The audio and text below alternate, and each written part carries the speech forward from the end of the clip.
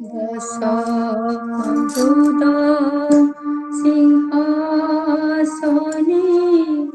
দেবতা মোর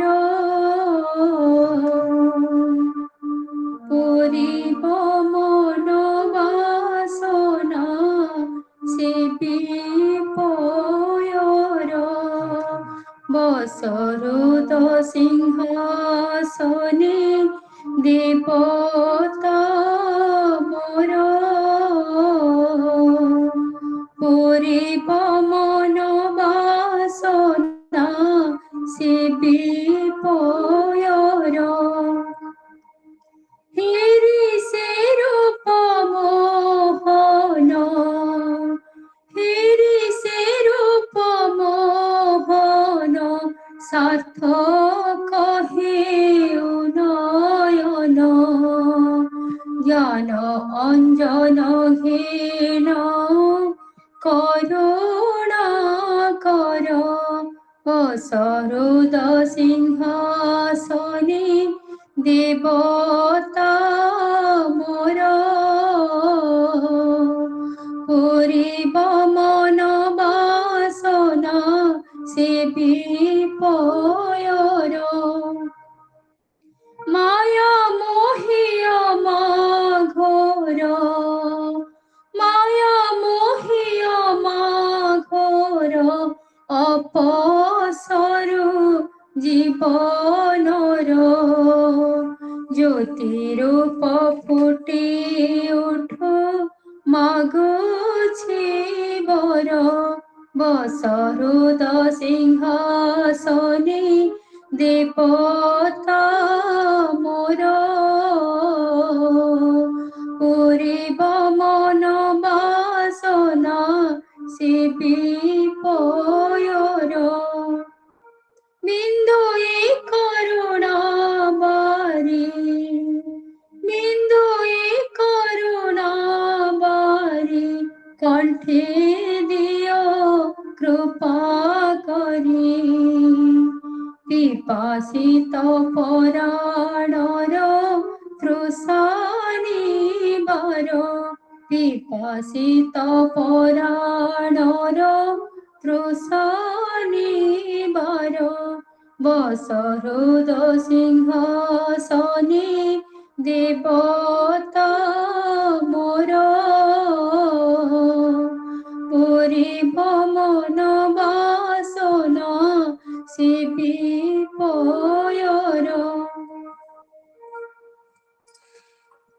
ভব সাগর দোস্তর ভব সাগর দোস্তর জঞ্জাল কর হে পার দয়ানিধি পুরায়ে আশা মনর দয়ানিধি পুরায়ে আশা মনর বসরুদ সিংহাসনে দেবতা মোর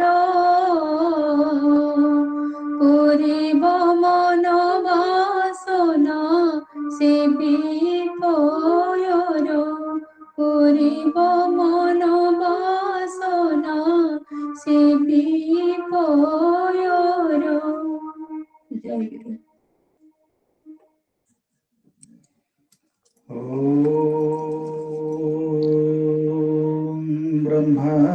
ब्रह्मानन्दं परमसुखदं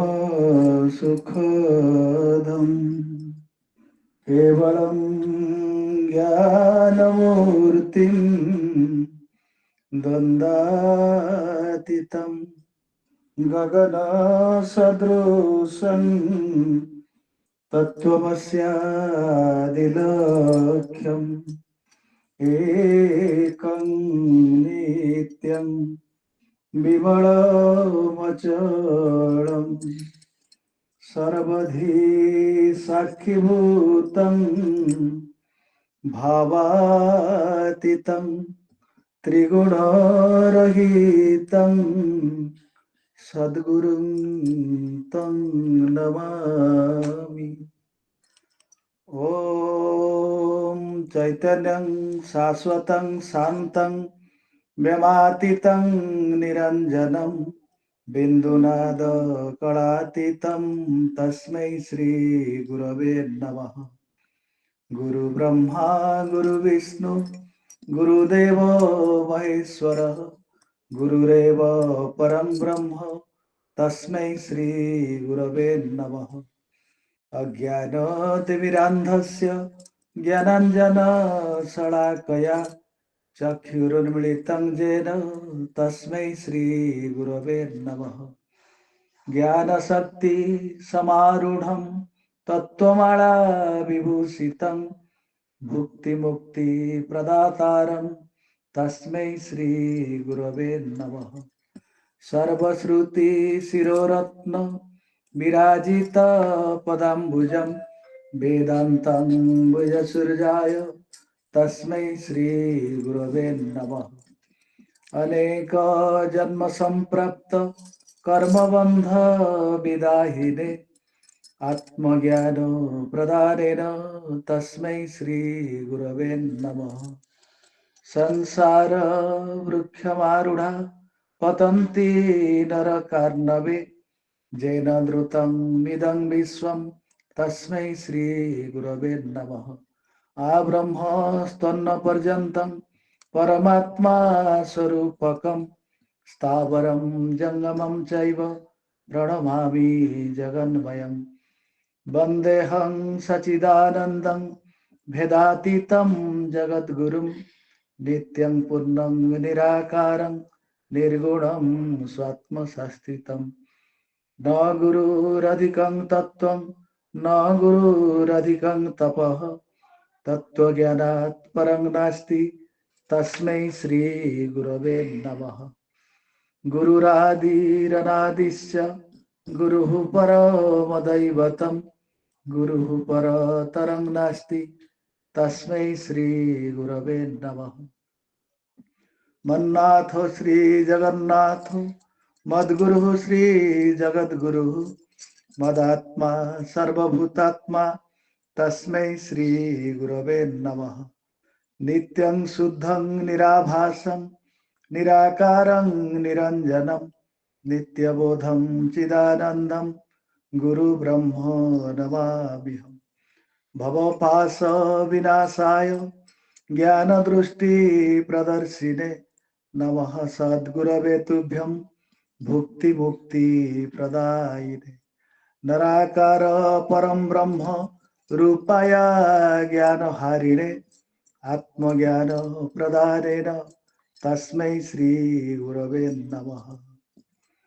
ॐ पूर्णमदः पूर्णमिदं पूर्णात् पूर्णमुदच्यते पूर्णस्य पूर्णमादाय पूर्णमेवावशिष्यते।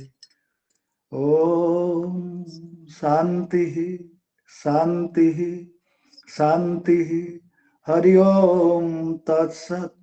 यदक्षरं परिभ्रष्टं मात्राहीनं च तद्भवेत् तत्सर्वं क्षम्यतां देव प्रसीद परमेश्वरः।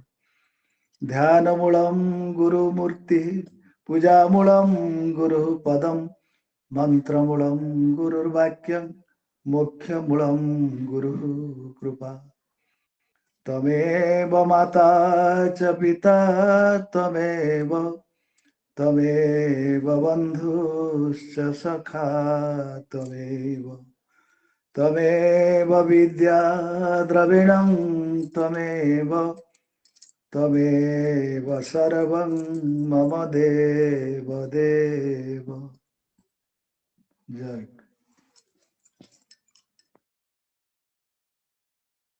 বন্দনা গান।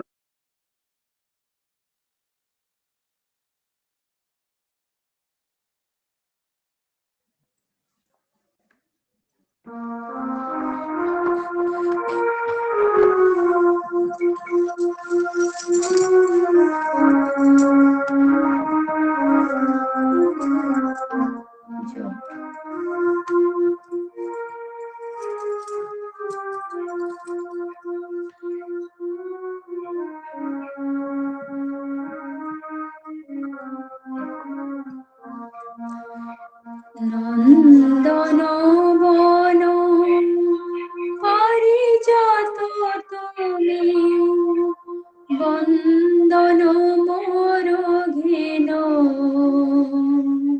বন্দন মোর ঘেন নন্দন বন পারিজাত তুমি বন্দন মোর ঘেন বন্দন মোর ঘেন অন্ধনয়নে রঞ্জন কর অন্ধনয়নে রঞ্জন কর জ্ঞান রঞ্জন বন্দন মোর ঘেন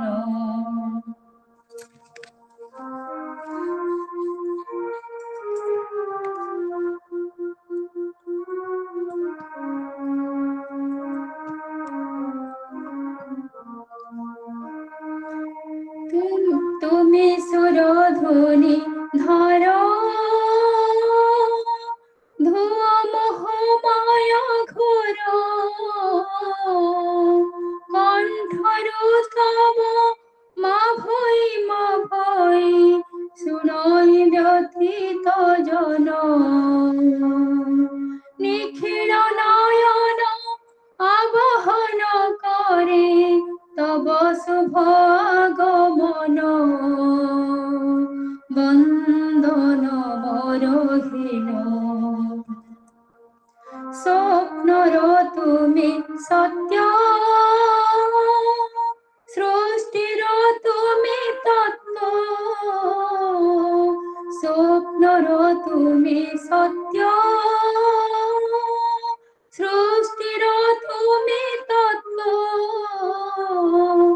মুক্তি পিয়াসী হতাশ জীবনে দীপ শিখাতে জিয়ান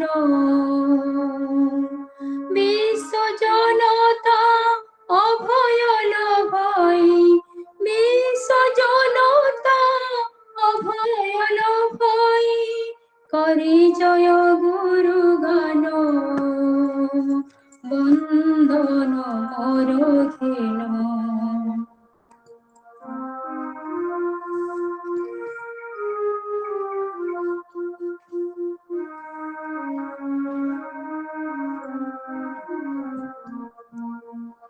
তুম সঙ্গীত সুর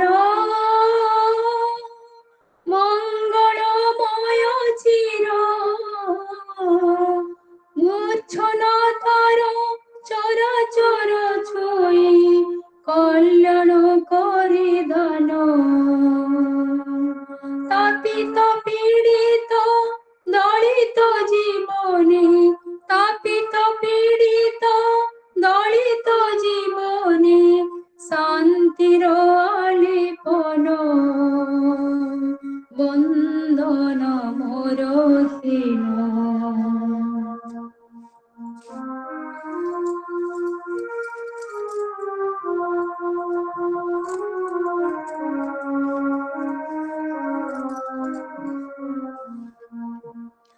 যুগ ধর্মর রক্ষী নিত্যর তুমি সাক্ষী যুগ ধর্মর রক্ষী নিত্যর তুমি সাক্ষী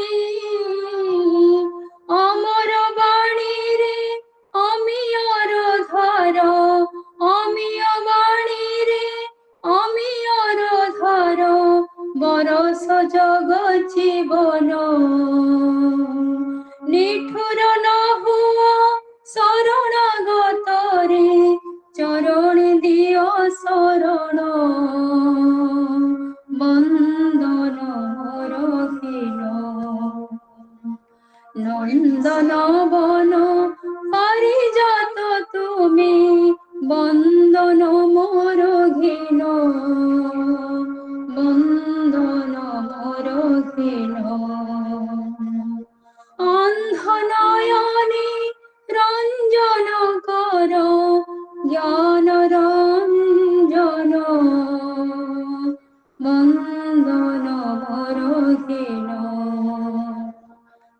বন্দন মোর হীন।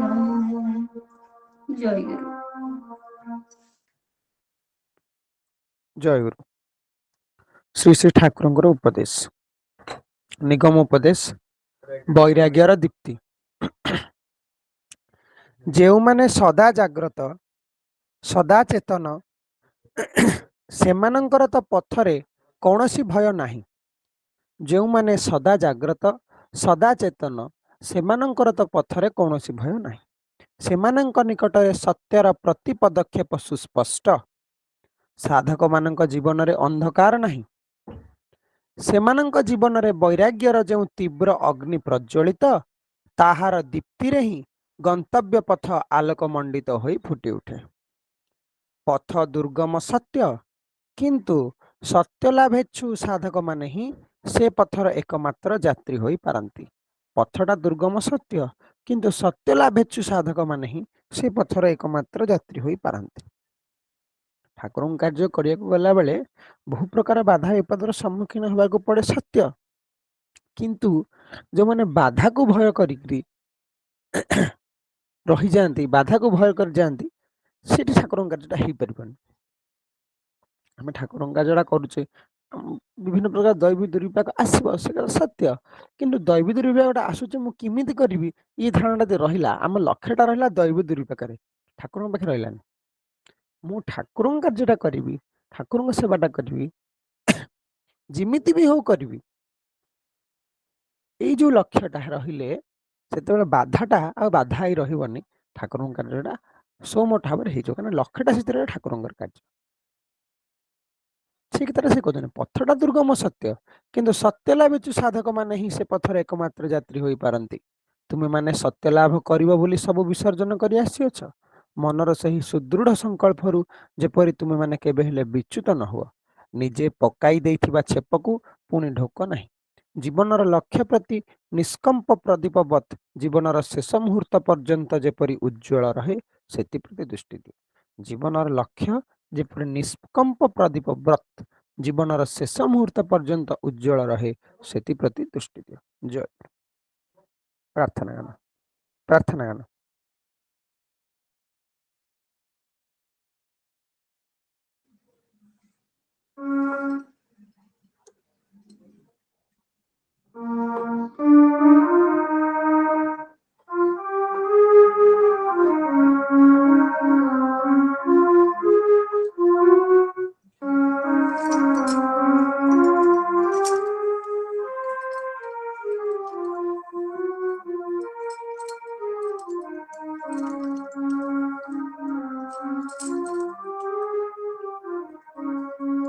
জয় গুহারি হো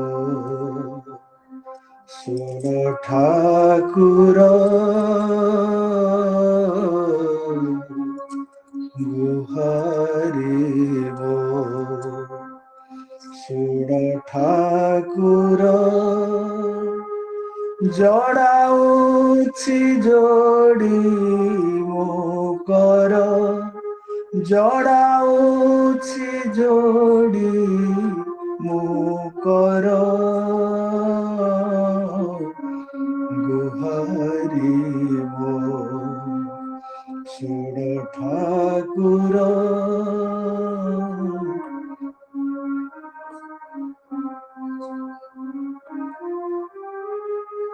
তুমি কারাজা মোর বুচির কিড়া কিঙ্কর তুমি কারাজা মোর বুচির কিড়া কিঙ্কর তুম গুণ গাইবাকু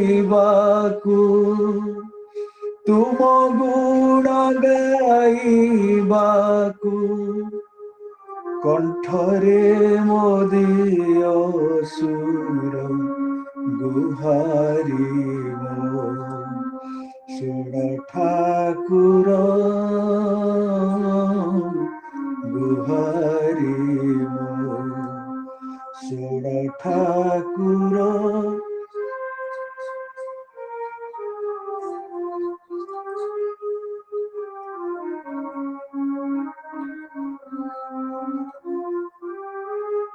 ଚିତ୍ତର ଚିନ୍ତା ସାଉଟି ପ୍ରାଣର ଯେତେ ଭକତି ଚିତ୍ତର ଚିନ୍ତା ସାଉଟି ପ୍ରାଣର ଯେତେ ଭକତି ଜୀବନ ସୁତାରେ ଗୁନ୍ଥି ଭେଟି ଦେବି କରିହାର ଗୁହାରି ମୋ ଶୁଣ ଠାକୁର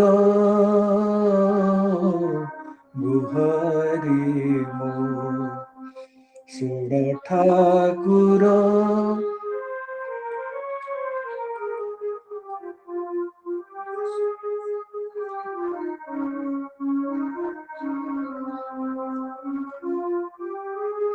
ଦୁଆରେ ତୁମର ରହି ଥିବି ଶିରି ମୁଖ ଚାହିଁ ଦୁଆରେ ତୁମର ରହି ଥିବି ଶିରି ମୁଖ ଚାହିଁ आहे करुणा निधान आहे करुणा निधान बांछा मो कर पूरण गुहारी मो शुण ठाकुर गुहारी मो शुण ठाकुर।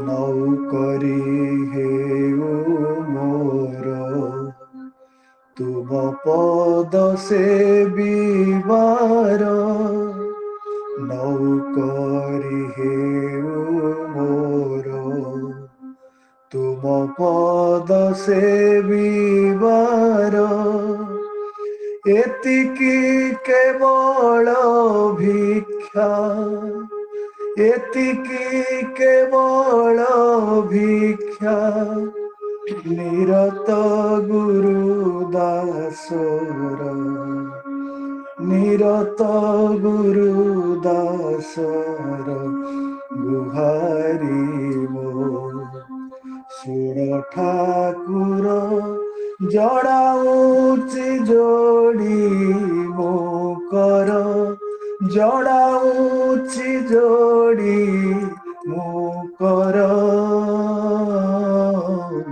गुहारी मो शुण ठाकुर गुहारी मो शुण ठाकुर। जय गुरु। ଜୟ ଗୁରୁ। ମୋର ଟିକେ ସଭାପତିଙ୍କର ବିଶେଷ କାର୍ଯ୍ୟ ଏବଂ ମୋ ନିଜର ଶାରୀରିକ ଅସୁସ୍ଥତା କାରଣରୁ ଆଜି ଏହି ଗ୍ରନ୍ଥ ପାଠ ସେବା ଯଶୋମତୀ ମା କରିବେ। ମୁଁ ଯଶୋମତୀ ମାଙ୍କୁ ଅନୁରୋଧ କରୁଛି ସିଏ ଆମର ଗ୍ରନ୍ଥ ପାଠ ଆରମ୍ଭ କରନ୍ତୁ। ଜୟ ଗୁରୁ। ଜୟ ଗୁରୁ ଜୟ ଗୁରୁ। ଆମର ଲୀଳା ପ୍ରସଙ୍ଗ ପାଠ ଚାଲିଛି। ଶ୍ରୀ ଶ୍ରୀ ଠାକୁର ନିଗମାନନ୍ଦଙ୍କର ଲୀଳା ପ୍ରସଙ୍ଗ ପ୍ରଥମ ଖଣ୍ଡ। ନାରାୟଣୀ ଦେବୀଙ୍କ ଲେଖା ସରିଥିଲା, ତାପରେ ଆଉ ଅଛି। ଏବେ କାଲି ମା ପଢ଼ୁଥିଲେ ଗାରହିଲରେ ହାଜଙ୍ଗ ଉପଜାତିଙ୍କ କଥା। କାହିଁକିନା ସେଥିରେ ହାଜଙ୍ଗ ଯେଉଁ ଦୁଇ ଜଣ ଥିଲେ ଆମର ସୀତାରାମ ସରକାର ଆଉ ମଦନ ମୋହନ, ସେମାନେ ହେଉଛନ୍ତି ଦ୍ୱିତୀୟ ଦୀକ୍ଷିତ ଶିଷ୍ୟ। ଠାକୁର ପରମହଂସ ଉପାଧି ଲାଭ କଲା ପରେ ଗାର ପ୍ରଥମ ଶିଷ୍ୟ ହେଉଛନ୍ତି ସରଜୁବଳା ଦେବୀ ଏବଂ ଯଜ୍ଞେଶ୍ୱର ବିଶ୍ୱାସ। ସେ ହେଉଛନ୍ତି ପ୍ରଥମ ଶିଷ୍ୟ। ଦ୍ୱିତୀୟରେ ମଦନ ଆଉ ସୀତାରାମ ଦୀକ୍ଷା ପାଇଥିଲେ। ଏଇ ହାଜଙ୍ଗ ଉପଜାତିର ଲୋକମାନେ ବର୍ତ୍ତମାନ ମେଘାଳୟ ରାଜ୍ୟର ପଶ୍ଚିମ ଗାରୋ ହିଲ୍ସ ଜିଲ୍ଲାର ଦକ୍ଷିଣ ଓ ପଶ୍ଚିମ ଅଞ୍ଚଳରେ ବେଶୀ ଭାଗ ରହିଥିବାର ଜଣାପଡ଼େ। ବଙ୍ଗଳା ଦେଶର ଦକ୍ଷିଣ ପୂର୍ବ ସୀମାନ୍ତବର୍ତ୍ତୀ କେତେକ ଗ୍ରାମରେ ମଧ୍ୟ ସେମାନେ ଦେଖାଯାଆନ୍ତି। 1981 ମସିହାର ଜନଗଣନା ଅନୁଯାୟୀ ସେମାନଙ୍କର ସଂଖ୍ୟା ଥିଲା 24,331। ସେମାନେ ହାଜং, ରାୟ, ଦାସ, ସରକାର, ବର୍ମନ, ବିଶ୍ୱାସ ଆଦି ସାଂଜ୍ଞା ବ୍ୟବହାର କରିଥାନ୍ତି। ହାଜଂମାନେ ବଙ୍ଗଳା ଓ ଅହମିଆ ଭାଷା କହିପାରନ୍ତି ଓ ଅସମିଆ ଲିପି ବ୍ୟବହାର କରନ୍ତି। ସେମାନେ ଦେଖିବାକୁ ସାଧାରଣତଃ କମ୍ ଉଚ୍ଚତା ବିଶିଷ୍ଟ। ପୁରୁଷମାନେ ବଙ୍ଗବାସୀ ଓ ଆସାମବାସୀମାନଙ୍କ ଭଳି ଧୋତି, ଚାଦର ଓ କୁର୍ତ୍ତା ଆଦି ବ୍ୟବହାର କରନ୍ତି। ସ୍ତ୍ରୀ ଲୋକମାନେ ସେମାନଙ୍କ ଦ୍ୱାରା ବୁଣା ଯାଇଥିବା ପୋଷାକ ପରିଧାନ କରିଥାନ୍ତି। ଏବେ ସେମାନେ ବଜାରରେ ମିଳୁଥିବା ଛାପା ଶାଢ଼ୀ ଓ ଅନ୍ୟାନ୍ୟ ପରିଧେୟ ମଧ୍ୟ ବ୍ୟବହାର କରୁଛନ୍ତି। ହାଜଂମାନେ ଆମିଷାଶୀ ଏବଂ ଭାତ ସେମାନଙ୍କର ପ୍ରଧାନ ଖାଦ୍ୟ। ସେମାନେ ଭାତରୁ ପ୍ରସ୍ତୁତ ହାଣ୍ଡିଆ ଜାତୀୟ ଏକ ପ୍ରକାର ମଦ୍ୟପାନ କରିଥାନ୍ତି। ହାଜଂମାନେ ମୁଖ୍ୟତଃ କୃଷିଜୀବୀ। ସେମାନେ ମୁଖ୍ୟ ଫସଲ ଧାନ ଛଡ଼ା ନଳିତା, ସୋରିଷ ଓ ଡାଲି ଜାତୀୟ ଶସ୍ୟ ଉତ୍ପାଦନ କରିଥାନ୍ତି। ପୁରୁଷମାନେ କୃଷି ଛଡ଼ା ବେତ ଓ ବାଉଁଶ କାର୍ଯ୍ୟ ମଧ୍ୟ କରନ୍ତି। ହାଜଂ ସ୍ତ୍ରୀ ଲୋକମାନେ ସମସ୍ତ ଗୃହକର୍ମ କରିବା ସହିତ ସୂତାରେ ବସ୍ତ୍ର ତିଆରି କରିଥାନ୍ତି। ଲୁଗା ବୁଣିବା ତାଙ୍କର ଏକ ପାରମ୍ପରିକ କାର୍ଯ୍ୟ। ସ୍ତ୍ରୀ ଲୋକମାନେ ମଧ୍ୟ ପାର୍ଶ୍ୱବର୍ତ୍ତୀ ଜଙ୍ଗଲରୁ ଜାଳେଣୀ କାଠ ସଂଗ୍ରହ କରିଥାନ୍ତି। ବର୍ତ୍ତମାନ ଶିକ୍ଷିତ ହାଜଂମାନେ ସରକାରୀ ଚାକିରିରେ ଅନେକ ସଂଖ୍ୟାରେ ପ୍ରବେଶ କରୁଛନ୍ତି ଓ ସେମାନଙ୍କର ଆର୍ଥିକ ଅବସ୍ଥା ବର୍ତ୍ତମାନ ବେଶ୍ ସ୍ୱଚ୍ଛଳ। ହାଜଂମାନେ ହିନ୍ଦୁ। ସେମାନେ ଅତିଶୟ ଅତିଥିପରାୟଣ। ସାଧୁ ସନ୍ନ୍ୟାସୀମାନଙ୍କୁ ମଧ୍ୟ ସେମାନେ ଅତ୍ୟନ୍ତ ସମ୍ମାନ ପ୍ରଦର୍ଶନ କରି ଆଦର ଯତ୍ନ ଓ ସେବା କରିଥାନ୍ତି। ସେମାନେ ଗାରୋମାନଙ୍କ ସହିତ ମଧ୍ୟ ସୁସମ୍ପର୍କ ରକ୍ଷା କରି ଚଳନ୍ତି। ଅଧିକାଂଶ ଗାରୋ ଖ୍ରୀଷ୍ଟ ଧର୍ମାବଲମ୍ବୀ। ହାଜଂମାନେ ସେମାନଙ୍କର ବିବାହ ଆଦି ମାଙ୍ଗଳିକ କାର୍ଯ୍ୟ ବଙ୍ଗାଳୀ ପୁରୋହିତମାନଙ୍କ ଦ୍ୱାରା ସମ୍ପନ୍ନ କରାଇଥାନ୍ତି। ଶ୍ରୀ ଶ୍ରୀ ଠାକୁରଙ୍କ ସିଦ୍ଧ ଜୀବନର ପ୍ରଥମ ଆଶ୍ରମ ଗାରୋ ହିଲ୍ ଯୋଗାଶ୍ରମକୁ ହାଜଂମାନେ ବଂଶାନୁକ୍ରମେ ରକ୍ଷା କରି ଆସୁଛନ୍ତି। ଶ୍ରୀ ଶ୍ରୀ ଠାକୁର ତାଙ୍କର ସନ୍ନ୍ୟାସୀ ଶିଷ୍ୟ ସ୍ୱାମୀ ଯୋଗାନନ୍ଦଙ୍କୁ ଏହି ଆଶ୍ରମର ଦାୟିତ୍ୱ ଅର୍ପଣ କରିଥିଲେ। ସେ କିଛି ଦିନ ଏହି ଆଶ୍ରମରେ ଅବସ୍ଥାନ କରିଥିଲେ, କିନ୍ତୁ ପରେ ଅନ୍ୟତ୍ର ଚାଲି ଯାଇଥିଲେ। ହାଜଂମାନଙ୍କ ଭିତରେ ବର୍ତ୍ତମାନ ଅଧିକାଂଶ ଶ୍ରୀ ଶ୍ରୀ ଠାକୁରଙ୍କୁ ଗୁରୁବରଣ କରି ଶ୍ରୀ ଶ୍ରୀ ଠାକୁରଙ୍କର ଭକ୍ତରେ ପରିଣତ ହୋଇଛନ୍ତି। ଗାରୋହିଲ୍ ଆଶ୍ରମରେ ଦୈନନ୍ଦିନ ସେବା ପୂଜା ହାଜଂ ସେବକମାନେ ହିଁ କରିଥାନ୍ତି। ହାଜଂ ଭକ୍ତମାନେ ଏହି ଆଶ୍ରମରେ ମାସିକ ସଂଘ ପୂଜା ଓ କେତେକ ଉତ୍ସବ ଆଦି ପାଳନ କରିଥାନ୍ତି। ଆଉ ଗୋଟେ ଅଧ୍ୟାୟକୁ ଯିବା। ଶୃଙ୍ଗେରୀ ମଠାଧୀଶ ଶ୍ରୀ ସଚ୍ଚିଦାନନ୍ଦ ଶିବାଭିନବ ନୃସିଂହ ଭାରତୀଙ୍କ କଥା। ଶ୍ରୀ ଶ୍ରୀ ଠାକୁର ମହାରାଜ ନିର୍ବିକଳ୍ପ ସମାଧିରୁ ଗୁରୁ ଭାବ ନେଇ ବୁଦ୍ଧିତ ହେବା ପରେ ତାଙ୍କର ଜ୍ଞାନୀ ଗୁରୁ ଶ୍ରୀମତ୍ ସ୍ୱାମୀ ସଚ୍ଚିଦାନନ୍ଦ ସରସ୍ୱତୀଙ୍କୁ ସାକ୍ଷାତ କରି ତାଙ୍କର ଯୋଗ ସାଧନାରେ ପାଇଥିବା ସଫଳତା ବିଷୟ ଜଣାଇବା ମାନସରେ ଗୌହାଟୀର ଯଜ୍ଞେଶ୍ୱର ବିଶ୍ୱାସଙ୍କ ଗୃହରୁ ବହିର୍ଗତ ହୋଇ ଘଟଣାକ୍ରମେ ଉଜ୍ଜୟିନୀ କୁମ୍ଭମେଳାରେ ତାଙ୍କର ଗୁରୁଦେବଙ୍କୁ ଶୃଙ୍ଗେରୀ ମଠ ଅନ୍ତର୍ଗତ ସନ୍ନ୍ୟାସୀମାନଙ୍କ ମଧ୍ୟରେ ସାକ୍ଷାତ ଲାଭ କଲାବେଳେ ତତ୍କାଳୀନ ଯେଉଁ ଶୃଙ୍ଗେରୀ ମଠାଧୀଶ ଶ୍ରୀ ଶ୍ରୀ ଠାକୁରଙ୍କୁ କେତୋଟି ପ୍ରଶ୍ନ ପଚାରି ପରୀକ୍ଷା କରି ସେ ପରମହଂସ ଅବସ୍ଥା ପ୍ରାପ୍ତ ହୋଇଥିବା କଥା ଶ୍ରୀ ଶ୍ରୀ ଠାକୁରଙ୍କର ଗୁରୁ ସ୍ୱାମୀ ସଚ୍ଚିଦାନନ୍ଦଙ୍କୁ କହି ଉପସ୍ଥିତ ସାଧୁମଣ୍ଡଳୀଙ୍କ ସମ୍ମତିକ୍ରମେ ଶ୍ରୀ ଶ୍ରୀ ଠାକୁରଙ୍କର ପରମହଂସ ଉପାଧି ପାଇବାରେ ମୁଖ୍ୟ ଭୂମିକା ଗ୍ରହଣ କରିଥିଲେ। ସେ ହେଉଛନ୍ତି ଶୃଙ୍ଗେରୀ ମଠର ତତ୍କାଳୀନ ମଠାଧୀଶ ଶ୍ରୀ ସଚ୍ଚିଦାନନ୍ଦ ଶିବାଭିନବ ନୃସିଂହ ଭାରତୀ। ବୈଦିକ ସନାତନ ଧର୍ମର ପ୍ରଚାର ଓ ପ୍ରସାର ଉଦ୍ଦେଶ୍ୟରେ ଆଦି ଶଙ୍କରାଚାର୍ଯ୍ୟ ଭାରତବର୍ଷର ଉତ୍ତର, ଦକ୍ଷିଣ, ପୂର୍ବ ଓ ପଶ୍ଚିମ ପ୍ରାନ୍ତରେ 4 ଗୋଟି ମଠ ସ୍ଥାପନ କରି ତାଙ୍କର 4 ଜଣ ଶିଷ୍ୟଙ୍କୁ ସେଇ ମଠର ପ୍ରଥମ ମଠାଧୀଶ ଭାବରେ ନିଯୁକ୍ତ କରିଥିଲେ। ଶଙ୍କରଙ୍କ ପ୍ରତିଷ୍ଠିତ ଏଇ 4ଟି ମଠ ଭାରତର ଚତୁର୍ଧାମ ସହିତ ସଂଯୁକ୍ତ। ଏଇ 4ଟି ମଠ ହେଲା ଉତ୍ତରାଖଣ୍ଡରେ ବଦ୍ରିନାଥ ଧାମ ସହ ସଂଯୁକ୍ତ ଯୋଗୀ ମଠଠାରେ ଜ୍ୟୋତିର୍ମଠ, ଦକ୍ଷିଣରେ ରାମେଶ୍ୱର ଧାମ ସହ ସଂଯୁକ୍ତ ଶୃଙ୍ଗେରୀଠାରେ ଶୃଙ୍ଗେରୀ ମଠ, ପୂର୍ବରେ ପୁରୀ ଧାମରେ ଗୋବର୍ଦ୍ଧନ ମଠ ଓ ପଶ୍ଚିମରେ ଗୁଜୁରାଟରେ ଦ୍ୱାରକା ଧାମଠାରେ ଶାରଦା ମଠ। ଏଇ 4ଟି ମଠ ହେଲା ଉତ୍ତରାଖଣ୍ଡରେ ବଦ୍ରିନାଥ ଧାମ ସହ ସଂଯୁକ୍ତ ଯୋଗୀ ମଠଠାରେ ଜ୍ୟୋତିର୍ମଠ, ଦକ୍ଷିଣରେ ରାମେଶ୍ୱର ଧାମ ସହ ସଂଯୁକ୍ତ ଶୃଙ୍ଗେରୀଠାରେ ଶୃଙ୍ଗେରୀ ମଠ, ପୂର୍ବରେ ପୁରୀ ଧାମରେ ଗୋବର୍ଦ୍ଧନ ମଠ, ପଶ୍ଚିମରେ ଗୁଜୁରାଟର ଦ୍ୱାରକା ଧାମଠାରେ ଶାରଦା ମଠ। ଶୃଙ୍ଗେରୀ ମଠ ବର୍ତ୍ତମାନ କର୍ଣ୍ଣାଟକ ରାଜ୍ୟର ଚିକମାଗାଲୁରୁ ଜିଲ୍ଲାର ଅନ୍ତର୍ଗତ। ଏଇ ମଠ ପଶ୍ଚିମ ଘାଟ ପର୍ବତମାଳାର ଋଷ୍ୟଶୃଙ୍ଗ ପର୍ବତର ପାଦଦେଶରେ ତୁଙ୍ଗ ନଦୀ ତୀରରେ ହିଁ ଅବସ୍ଥିତ। ଏଇ ମଠର ପ୍ରଥମ ଆଚାର୍ଯ୍ୟ ଥିଲେ ଆଚାର୍ଯ୍ୟ ଶଙ୍କରଙ୍କର ପ୍ରିୟ ଶିଷ୍ୟ ସୁରେଶ୍ୱରାଚାର୍ଯ୍ୟ। ଶ୍ରୀ ସଚ୍ଚିଦାନନ୍ଦ ଶିବାଭିନବ ନୃସିଂହ ଭାରତୀ 1879 ଖ୍ରୀଷ୍ଟାବ୍ଦରୁ 1912 ଖ୍ରୀଷ୍ଟାବ୍ଦ ପର୍ଯ୍ୟନ୍ତ ଶୃଙ୍ଗେରୀ ମଠର ମଠାଧୀଶ ଥିଲେ।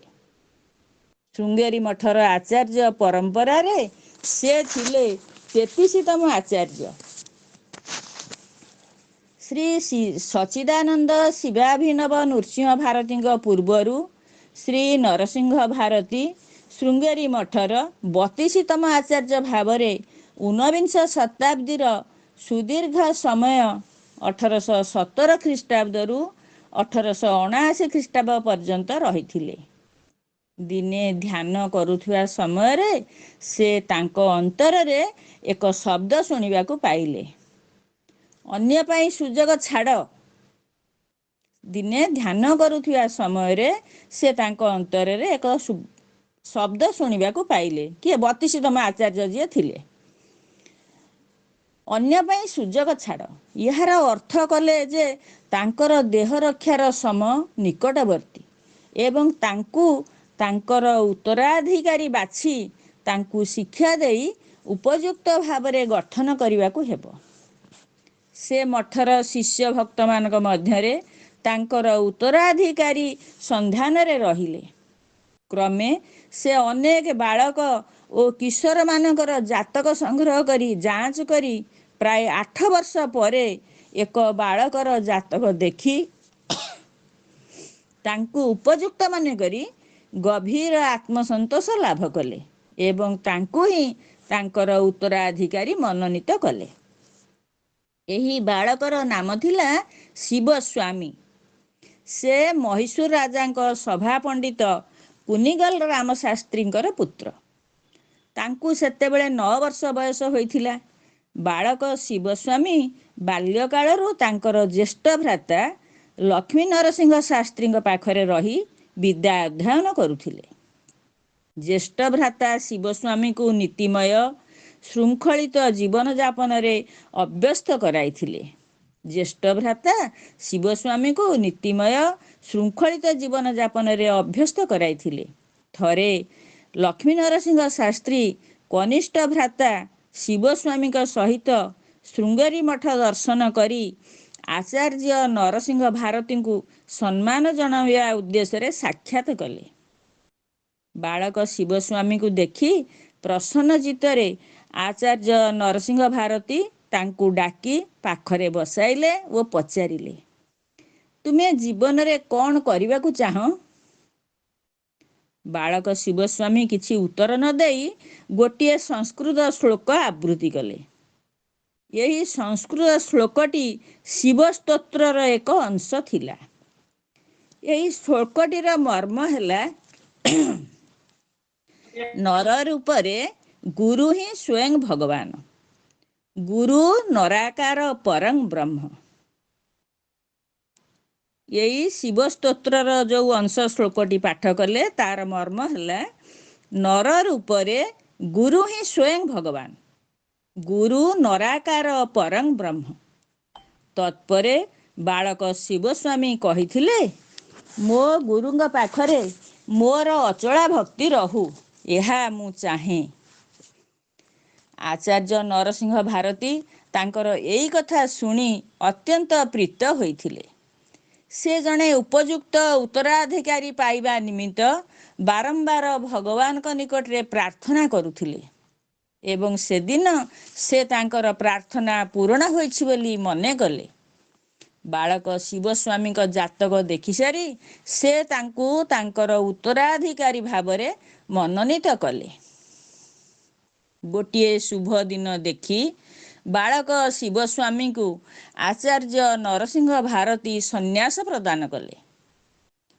ସେଦିନ ଆଚାର୍ଯ୍ୟ ନବୀନ ସନ୍ନ୍ୟାସୀଙ୍କ କର୍ଣ୍ଣରେ ମଠର ମହାବାକ୍ୟ ଅହଂ ବ୍ରହ୍ମାସି, କର୍ଣ୍ଣରେ ମଠର ମହାବାକ୍ୟ ଅହଂ ବ୍ରହ୍ମାସ୍ମି ଶୁଣାଇ ତାଙ୍କର ନାମ ଦେଲେ ସଚ୍ଚିଦାନନ୍ଦ ଶିବାଭିନବ ନୃସିଂହ ଭାରତୀ।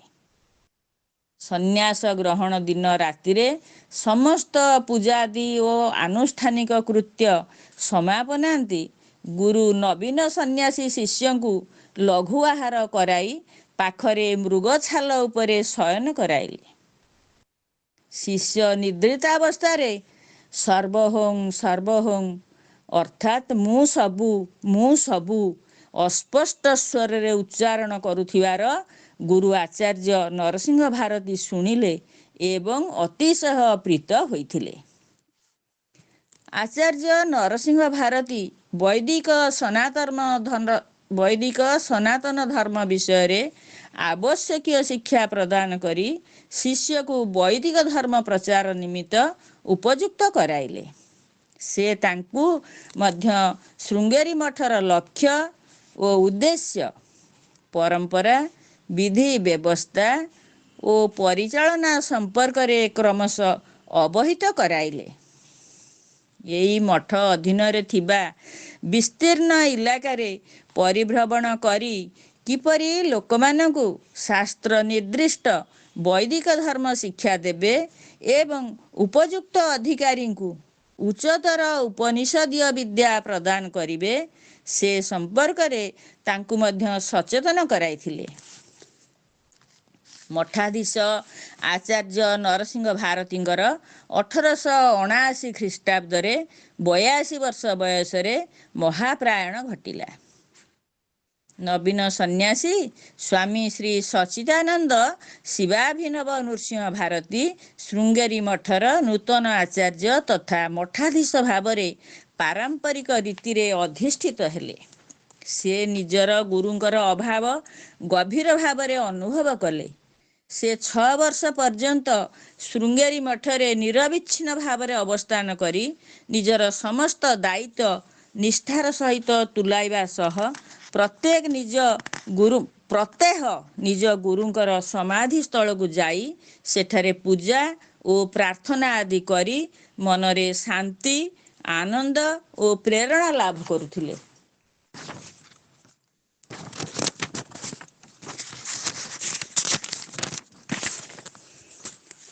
ମଠରେ ଏକାଦିକ୍ରମେ 6 ବର୍ଷ ରହି ମଠର ସୁପରିଚାଳନା ଓ ପରମ୍ପରା ଅନୁଯାୟୀ ହେଉଥିବା ସମସ୍ତ କାର୍ଯ୍ୟକ୍ରମ ଅନୁଷ୍ଠାନର ସୁବ୍ୟବସ୍ଥା କରି ମଠ ପ୍ରତିଷ୍ଠାର ଲକ୍ଷ୍ୟ ବୈଦିକ ସନାତନ ଧର୍ମ ପ୍ରଚାର ଉଦ୍ଦେଶ୍ୟରେ ଭ୍ରମଣରେ ବହିର୍ଗତ ହେବା ପାଇଁ ସମୟ ଆସିଛି ବୋଲି ଅନୁଭବ କଲେ।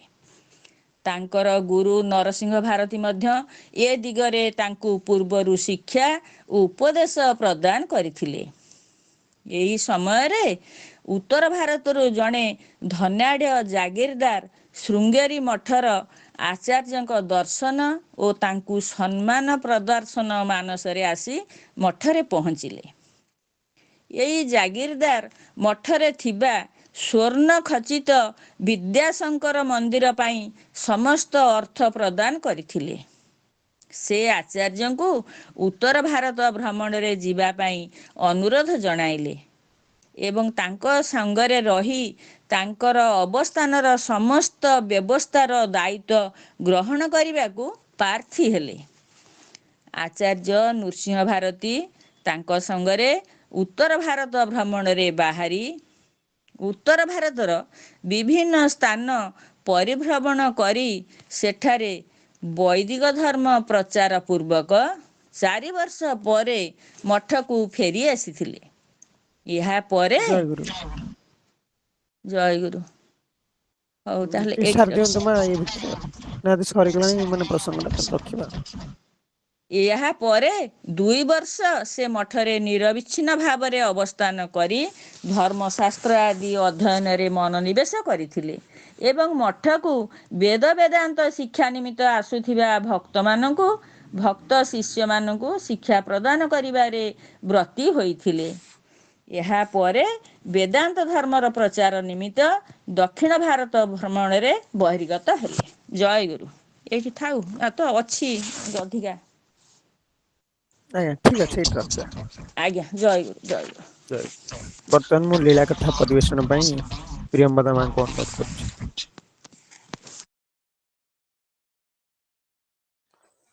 ଜୟଗୁରୁ। ପ୍ରାଣ ଠାକୁରଙ୍କ ଅଙ୍ଗାଚରଣରେ ପ୍ରଣାମ। ଉପସ୍ଥିତ ସମସ୍ତ ଭକ୍ତ ଭାଇ ଓ ମା ମାନଙ୍କୁ ମଧ୍ୟ ମୋର ଜୟଗୁରୁ ପ୍ରୀତି ସମ୍ଭାଷଣ।